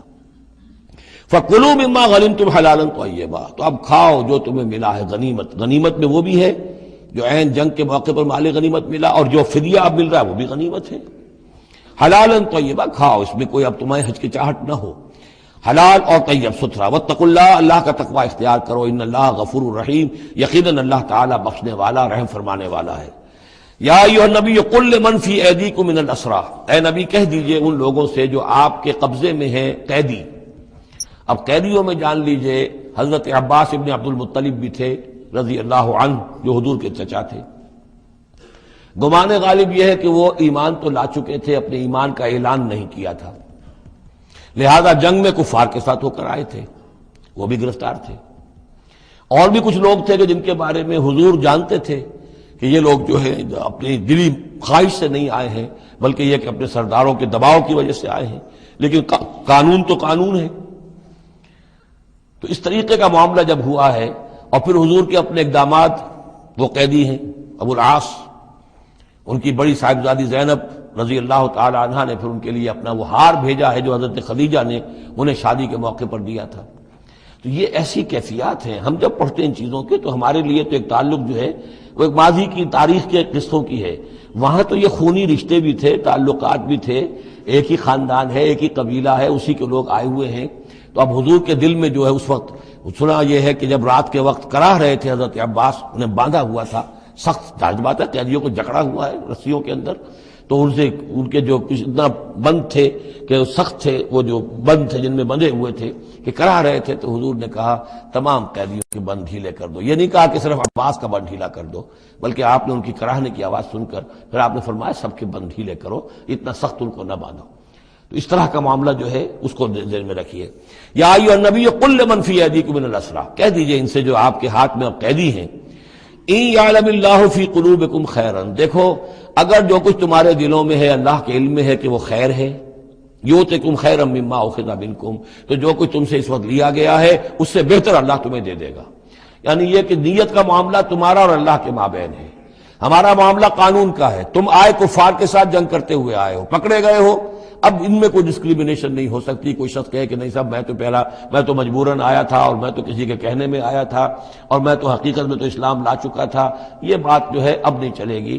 لہذا یہ ضرور ہے کہ اگر تمہارے دل میں کوئی خیر ہے، کوئی بھلائی ہے، اور اس وقت یہ کہ تم سمجھتے ہو کہ تم اس صورتحال میں مجبوراً پھنس گئے ہو اور تمہیں فدیہ ادا کرنا پڑ رہا ہے، تو اللہ تعالیٰ تمہیں اس سے کہیں زیادہ دے دے گا کہ جو آج تمہیں فدیے میں دینا پڑ رہا ہے. ظاہر بات ہے کہ وہاں بیویوں کو خبریں پہنچی، انہوں نے اپنے زیور بھیجے ہیں. حضرت زینب رضی اللہ تعالی عنہا نے بھی اپنا زیور بھیجا، ہار بھیجا ہے، اور حضور کی آنکھوں میں آنسو آ گئے جب آپ نے وہ ہار دیکھا. حضرت خدیجہ کا ہار رضی اللہ تعالی عنہ، وہ پوری زندگی جو آپ کی گزری تھی حضرت خدیجہ کے ساتھ، وہ ساری آنکھوں میں نگاہوں کے سامنے آ گئی. جو ان کی وفاداری تھی اور جو انہوں نے خدمت کی تھی، وفا شعاری کی تھی. تو اس کے بعد مسلمانوں سے کہا کہ یہ ماں کی یادگار تھی بیٹی کے پاس، اگر آپ لوگ اجازت دیں تو یہ اس کو واپس کر دیا جائے، تو اس کو پھر لوگوں کی اجازت سے وہ ہار واپس کیا گیا۔ تو یہ سارے جو جذباتی معاملات تھے ان کو اچھے سے سمجھیے کہ ہم پڑھتے ہوئے ان چیزوں کو سمجھتے ہیں کہ جیسے ایک بس تاریخ کا ایک واقعہ ہے، اس کے ساتھ جو احساسات، جذبات، جو اس کے ساتھ اور فوری جو اس وقت کی کیفیات تھی، اس کا ہمارے لیے اکثر و بیشتر تو ممکن ہی نہیں کہ تصور کر سکیں۔ یا ایھا النبی قل لمن فی ایدیکم من الاسری، اے نبی کہہ دیجئے ان لوگوں سے جو آپ لوگوں کے قبضے میں ہیں اس وقت ان قیدیوں میں سے، ان یعلم اللہ فی قلوبکم خیرا، اگر اللہ کے علم میں ہے کہ تمہارے دل میں خیر ہے، یؤتکم خیرا مما اخذ منکم، تو جو کچھ تم سے لیا گیا ہے اللہ اس سے بہتر تمہیں دے دے گا، ویغفر لکم، اور تمہیں بخش دے گا، واللہ غفور الرحیم، اور اللہ غفور الرحیم ہے۔ وَإِن يُرِيدُوا خِيَانَتَكَ، اور اگر یہ آپ سے خیانت کرنا چاہیں، جھوٹ بول رہے ہوں، جھوٹی قسمیں کھا رہے ہوں کہ ہمارے ساتھ تو معاملہ یوں ہو گیا تھا اور ایسے آ گئے تھے، فقد خان اللہ من قبل، تو پھر یہ پہلے اللہ سے بھی خیانتیں کرتے رہے ہیں، فامکنا منکم منہم فامکنا منکم، اللہ تعالیٰ نے ان کو پکڑوا دیا، واللہ علیم حکیم، اللہ حکیم اور علیم ہے۔ اب یہ یوں سمجھیے کہ کنکلوڈنگ آیات ہے سورہ مبارکہ کی، ان الذین آمنوا وہاجروا وجاہدوا باموالہم وانفسہم فی سبیل اللہ والذین آووا ونصروا اولئک بعضهم اولیاء بعض، یقیناً وہ لوگ جو ایمان لائے اور جنہوں نے ہجرت کی اور جہاد کیا اپنے اموالوں اور جانوں کے ساتھ اللہ کی راہ میں، اور وہ لوگ جنہوں نے انہیں پناہ دی اور ان کی مدد کی، اولئک بعضهم اولیاء بعض، یہ وہ لوگ ہیں کہ جو ایک دوسرے کے ساتھی ہیں، رفیق ہیں۔ یہ آپ نے بات سمجھ لی۔ اس وقت تک مسلمان معاشرہ جو ہے یہ دو حصوں میں علیحدہ علیحدہ منقسم تھا، مہاجرین، انصار۔ اگرچہ مہاجرین اور انصار کو بھائی بھائی بنایا جا چکا تھا، لیکن ظاہر بات ہے کہ صرف اس طرح کے تعلق سے وہ پورا جو قبائلی نظام جو ہے وہ ایک دم تو تلپٹ نہیں ہو جاتا۔ تو اس وقت تک جو صورتحال بھی یہ ہے کہ جو پہلے جو 8 مہمیں حضور نے بھیجی ہیں اس میں کسی انصاری کو شریک نہیں کیا، وہ ایکسکلوسیولی مہاجر فینومینن تھا۔ جنگ بدر میں پہلی مرتبہ جو ہے انصار شریک ہوئے ہیں، ورنہ پہلے صرف مہاجرین تھے۔ لہذا وہ پہلی آیت جو ہے ان الذین آمنوا، وہ لوگ جو ایمان لائے، وہاجروا، انہوں نے مکے سے ہجرت کی، مدینے آ گئے، جاہدوا باموالہم وانفسہم فی سبیل اللہ، اور انصار مدینہ تو اب جہاد میں شریک ہوئے ہیں، یہ 1.5 سال سے اس جہاد میں پہلے سے چلے آ رہے ہیں کہ پوری 8 مہمیں جو پہلے کی ہیں وہ ایکسکلوسیو جو ہیں وہ صرف مہاجرین نے کی ہیں۔ وجاہدوا باموالہم وانفسہم فی سبیل اللہ، یہ ایک طبقہ ہو گیا، ایک جماعت ہو گئی۔ والذین آووا، اور انصار کی شان کیا ہے؟ انہوں نے انہیں جگہ دی، پناہ دی، اپنے گھر تقسیم کر دیے، اپنی دکانیں تقسیم کر دی، اور اس طریقے سے مسلمانوں کے لیے اپنے دلوں میں بھی اور اپنے گھروں میں بھی پوری جگہ پیدا کی۔ اولئک بعضهم اولیاء بعض، انہوں نے مدد بھی کی، یہ سب ایک دوسرے کے ساتھی ہیں۔ والذین آمنوا ولم یہاجروا، اور وہ لوگ کہ جو ایمان لائے لیکن ہجرت نہیں کی، ما لکم من ولایتہم من شیء، تمہارا ان کے ساتھ اب کوئی تعلق نہیں۔ آگے چل کر سورہ نساء میں جو بعد میں نازل ہوئی ہیں، پڑھ چکے ہم پہلے، ان میں تو یہ ہے کہ وہ کافر اور منافق قرار دیا گیا، ان کے ساتھ وہی سلوک کرو جو کافروں کے ساتھ ہے، انہیں پکڑو اور قتل کرو، الا یہ کہ کسی ایسی قبیلے سے ہوں جن کے ساتھ تمہارا معاہدہ ہو، وہ پورا قانون وہاں آ گیا ہے۔ لیکن یہاں بھی پہلی بات بتا دی گئی، اب کوئی ولایت باہمی تمہاری ان کے ساتھ نہیں ہے۔ یعنی فرض کیجئے کوئی شخص کہتا ہے میں تو ایمان لا چکا تھا، مجبوراً آئے تھے لیکن ہجرت کیوں نہیں کی؟ جب ہجرت نہیں کی تو اب تمہارا شمار ہوگا انہی لوگوں کے ساتھ جن کے ساتھ تم جنگ کر کے آئے ہو۔ تم یہ نہیں کہہ سکتے کہ میرا تعلق جو ہے اہل ایمان سے شمار کیا جانا چاہیے۔ والذین آمنوا ولم یہاجروا ما لکم من ولایتہم من شیء، تو کوئی تمہاری ان سے رفاقت نہیں ہے، کوئی تعلق نہیں ہے، کوئی عہد نہیں ہے، کوئی قول و قرار نہیں ہے۔ یہ آیت بھی معلوم ہوتا ہے کہ انہی جو اسیر تھے غزوہ بدر کے، انہی کی طرف اصل میں روح سخن ہے۔ حتیٰ یہاجروا، جب تک کہ وہ ہجرت نہ کریں، ہاں واپس جائیں، فدیہ دے کر جائیں، پھر ہجرت کر کے آ جائیں تو ٹھیک ہے، پھر وہ مسلمانوں میں سے ہوں گے، تمہارے بھائی ہوں گے، تمہارے حمایتی ہوں گے اور تم ان کی حمایت کرو گے۔ وَإِنِ اسْتَنصَرُوكُمْ فِي الدِّينِ، اور وہ لوگ کہ جو ایمان تو لائے لیکن ہجرت نہیں کی، اپنے اپنے قبیلوں میں رہے یا مکے میں رہے، اگر وہ تم سے مدد مانگے دین میں، فَعَلَيْكُمُ النَّصْرُ، تو اے مسلمانوں تم پر واجب ہے ان کی مدد کرنا، إِلَّا عَلَىٰ قَوْمٍ بَيْنَكُمْ وَبَيْنَهُمْ مِيثَاقٌ، سوائے اس کے کہ وہ کسی ایسی قوم سے تعلق رکھتے ہوں کہ جن کے اور تمہارے درمیان کوئی معاہدہ ہے۔ اگر کوئی قبیلہ ہے کہ جس کے ساتھ حضور نے معاہدہ کیا ہوا ہے صلح کا، اور وہاں کوئی مسلمان ہے اور وہ ہجرت تو کر نہیں رہا، وہاں سے وہ مدد کی درخواست کرتا ہے کہ میری مدد کی جائے، تو اس کے خلاف اس کی مدد نہیں کی جائے گی، اس لیے کہ قوم کے ساتھ معاہدہ ہے۔ واللہ بما تعملون بصیر، اور جو کچھ تم کر رہے ہو اللہ اسے دیکھ رہا ہے۔ والذین کفروا بعضهم اولیاء بعض، اور وہ لوگ جنہوں نے کفر کیا وہ ایک دوسرے کے ساتھی ہیں، ایک دوسرے کے حمایتی ہیں، ایک دوسرے کے پشت پناہ ہیں۔ عرب قبائلی معاشرے کے اندر یہ جو ولایت کا معاملہ ہوتا تھا، اس میں پھر یہ ذمہ داریاں بھی آتی تھیں۔ کسی کے اوپر تاوان پڑ گیا ہے تو جو اس کے ولی ہیں، جو اس کے حلیف ہیں، ان کو بھی تاوان میں سے حصہ بھی دینا پڑتا تھا۔ کوئی قیدی ہو گیا ہے، اسے کوئی فدیہ دینا ہے تو جو اس کے حلیف ہیں، جب اس کے گھر والے بھی وہ فدیے کے لیے رقم جمع کریں گے تو وہ حلیف بھی اس کے اندر اپنا حصہ ڈالیں گے۔ تو یہ تو معاشرے کے اندر جو قبائلی معاشرہ ہوتا ہے یہ چیزیں ہوتی ہیں۔ تو یہاں فرما دیا گیا جو کافر ہیں وہ ایک دوسرے کے حلیف ہیں، جو اہل ایمان ہیں وہ ایک دوسرے کے حلیف ہیں، لیکن اہل ایمان میں سے جو ہجرت نہیں کرتے وہ اہل ایمان کے حلیف نہیں ہیں، بلکہ وہ تو انہی کافروں کے ساتھ شمار ہوگا ان کا جن کے ہاں وہ رہ رہے ہیں۔ البتہ یہ کہ اگر وہ مدد طلب کریں تمہیں مدد کرنی ہوگی، بشرطے کہ ان کے قبیلے سے تمہارا کوئی معاہدہ نہ ہو۔ الا تفعلوہ، اگر تم ان چیزوں کو پابندی نہ کرو۔ ایک مسلمان ہے، وہاں سے اس نے خط لکھ دیا ہے کہ مجھے یہاں ستایا جا رہا ہے، حالانکہ اس قبیلے سے آپ کا معاہدہ اور آپ چڑھ دوڑے اس قبیلے کے اوپر، تو یہ معاملہ نہیں چلے گا دنیا کے اندر۔ ہر چیز کا ایک قاعدہ ہے، قانون ہے، اسے وہاں سے ہجرت کرنی چاہیے، یا ہجرت نہیں کر رہا ہے تو تکلیف جھیلنی چاہیے، برداشت کرنی چاہیے۔ مسلمان مدد نہیں کر سکتے چونکہ اس کے قبیلے سے مسلمانوں کا معاہدہ ہے۔ الا تفعلوہ، اگر یہ قواعد و ضوابط پیش نظر نہیں رکھو گے، ان کی پابندی نہیں کرو گے، تکن فتنۃ، تو پھر تو یہ ہے کہ فساد برپا ہو جائے گا، فتنہ پھیلے گا، فی الارض و فساد کبیر، اور بہت بڑی جو ہے بدامنی ہو جائے گی۔ اب وہ آیت آگے جس کا میں نے ذکر کیا تھا، والذین آمنوا وہاجروا وجاہدوا فی سبیل اللہ والذین آووا ونصروا اولئک هم المؤمنون حقا۔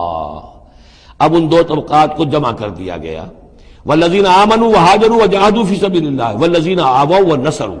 ویسے یہ کہ وہ لوگ جو ایمان لائے اور جنہوں نے ہجرت کی اور جنہوں نے جہاد کیا اللہ کی راہ میں، یعنی یہ مہاجرین، والذین آووا، اور وہ انصار مدینہ جنہوں نے انہیں پناہ دی، انہیں جگہ دی، انہیں اکوموڈیٹ کیا، والذین آووا ونصروا، اور نصرت کی، اولئک هم المؤمنون حقا لهم مغفرۃ ورزق کریم، ان کے لیے مغفرت ہے اور رزق کریم ہے۔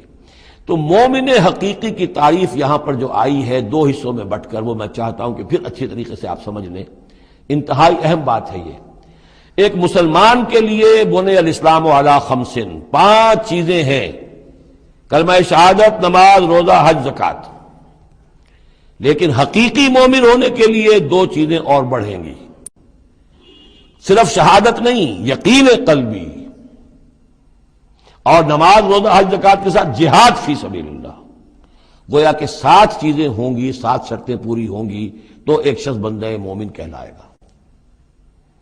یہ تعریف ہے کہ جو سورہ الحجرات کی آیت نمبر 14-15 میں آئی، وہاں پہلے فرمایا قالت الاعراب آمنا قل لم تؤمنوا ولکن قولوا اسلمنا ولما يدخل الايمان في قلوبكم۔ یہ بدو کہہ رہے ہیں ہم ایمان لے آئے، اے نبی ان سے کہہ دیجئے تم ایمان نہیں لائے ہو، بلکہ یوں کہو کہ ہم مسلمان ہو گئے، ہم نے اطاعت قبول کر لی ہے، ابھی تک ایمان تمہارے دلوں میں داخل نہیں ہوا۔ اب اگلی آیت میں پھر اسی سیاق کے اندر اگلی آیت میں مومن کون ہے؟ انما المؤمنون الذين آمنوا بالله ورسوله ثم لم يرتابوا۔ مومن تو وہ ہیں جو ایمان لائیں اللہ پر، اس کے رسول پر، پھر شک نہ باقی رہے، یقین بن جائے۔ اور دوسرے وجاہدوا باموالہم وانفسہم فی سبیل اللہ، اور وہ جہاد کریں اللہ کی راہ میں اپنی جانوں اور مالوں کے ساتھ، اولئک ھم الصادقون، صرف وہ سچے ہیں۔ اس کو میں نے پرکار سے تشبیہ دی تھی۔ اب اگر وہ دل میں یقین ہے تو اس کی کیا کیفیات پیدا ہو جائیں گی؟ دلی یقین کی کیفیات وہ شروع میں آ گئی ہیں۔ انما المؤمنون الذین اذا ذکر اللہ وجلت قلوبہم، اہل ایمان تو وہ ہیں حقیقت میں کہ جب اللہ کی یاد کرتے ہیں، اللہ کا ذکر ہوتا ہے، ان کے دل لرز اٹھتے ہیں۔ وَإِذَا تُلِيَتْ عَلَيْهِمْ آیَاتُهُ زَادَتْهُمْ ایمانا، جب ان کو اللہ کی آیات پڑھ کر سنائی جاتی ہیں ان کے ایمان میں اضافہ ہوتا ہے۔ وَعَلَىٰ رَبِّهِمْ يَتَوَكَّلُونَ، ان کا توکل، ان کا بھروسہ کل کا کل اللہ کی ذات پر ہے۔ الذین یقیمون الصلاۃ ومما رزقناہم ينفقون، اور وہ لوگ جو نماز قائم کرتے ہیں اور انفاق کرتے ہیں اللہ کی راہ میں اس میں سے جو ہم نے دیا۔ اولئک ھم المؤمنون حقا، یہ ہے سچے مومن، پکے مومن۔ لیکن یہ مومن کی شخصیت کی تصویر کا ایک رخ ہے۔ بدقسمتی سے ہمارے ہاں یہ 2 رخ علیحدہ ہو گئے۔ معاملہ یہ ہے کہ یہ ورق، اس ورق کا ایک صفحہ یہ ہے، ایک صفحہ یہ ہے، یہ انسیپریبل ہے، صفحات کو جدا نہیں کر سکتے آپ، ورق ایک ہے۔ اس کا ایک رخ یہ ہے صفا، ایک رخ یہ ہے صفا۔ مومن کی شخصیت کا ایک صفا، اس کی تصویر کا ایک رخ یہ ہے، دل میں یقین ہے، اللہ کی یاد کرتا ہے، دل لرزتا ہے، آیات قرآنی پڑھتا ہے یا سنتا ہے، دل میں ایمان بڑھتا ہے، ہر معاملے میں توکل، اس کا بھروسہ اللہ کی ذات پر ہے، نماز قائم کیے ہوئے ہے، زکوٰۃ ادا کرتا ہے، اللہ کی راہ میں خرچ کرتا ہے، یہ شخصیت کا ایک رخ ہو گیا، اولئک هم المؤمنون حقا۔ لیکن یہ ایک رخ ہے، اور دوسرا رخ کیا ہے؟ وہ ہم والذین آمنوا وہاجروا وجاہدوا فی سبیل اللہ والذین آووا ونصروا اولئک هم المؤمنون حقا۔ اور وہ لوگ جو ایمان لائے، جنہوں نے ہجرت کی، جنہوں نے جہاد کیا اللہ کی راہ میں، اور وہ لوگ جنہوں نے انہیں جگہ دی، پناہ دی اور ان کی مدد کی، یہ ہیں مومن سچے۔ تو تصویر کے ان دونوں رخوں کو جوڑیے، یہ ہے اصل میں جو آج کی ضرورت ہے۔ صحابہ کرام کی شخصیتوں میں یہ دونوں رخ تھے۔ جیسے زوال آیا ہمارے ہاں، اڑائے کچھ ورق لالے نے، کچھ نرگس نے، کچھ گل نے، چمن میں ہر طرف بکھری ہوئی ہے داستاں میری، دین کے حصے بکھرے ہو گئے، کوئی حلقے ذکر کے ہیں تو ان کو جہاد وغیرہ سے کوئی غرض نہیں، کوئی جہادی تحریکیں ہیں تو ان کے اندر جو ہے وہ دوسری کیفیات نہیں۔ اس طرح کے معاملات جو ہے تقسیم ہو چکے ہیں۔ جب تک کہ یہ مکمل شخصیتیں وجود میں نہیں آئیں گی، یہ ظاہر بات ہے صحابہ کی کمیت کے اعتبار سے تو وہاں تک نہیں پہنچ سکتے، لیکن ان کا عکس تو ہو، اس طرح کی کیفیت متوازن طریقے پر۔ اگر 25% ادھر ہے 25% ادھر بھی ہو، 10% ادھر ہے 10% ادھر بھی ہو، لیکن ایک ہی طرف 70% ہو جائے، دوسری طرف 0 ہو، وہ معاملہ گڑبڑ ہے۔ یہ دونوں جو رخ ہے شخصیت کے، ان کو جمع کرنے کی ضرورت ہے۔ اولئک هم المؤمنون حقا لهم مغفرۃ ورزق کریم، ان کے لیے مغفرت ہے اور رزق کریم ہے۔ اللہم ربنا اجعلنا منہم، اللہم ربنا اجعلنا منہم والذین آمنوا من بعد وہاجروا وجاہدوا، اور جو لوگ بعد میں ایمان لائے یا لائیں گے اور ہجرت کریں، جہاد کریں، وجاہدوا معکم، تمہارے ساتھ ہو کر جہاد کریں، فاولئک منکم، تو اے مسلمانوں وہ تم ہی میں سے ہیں، تمہاری جماعت، تمہاری امت حزب اللہ کے حصے ہوں گے۔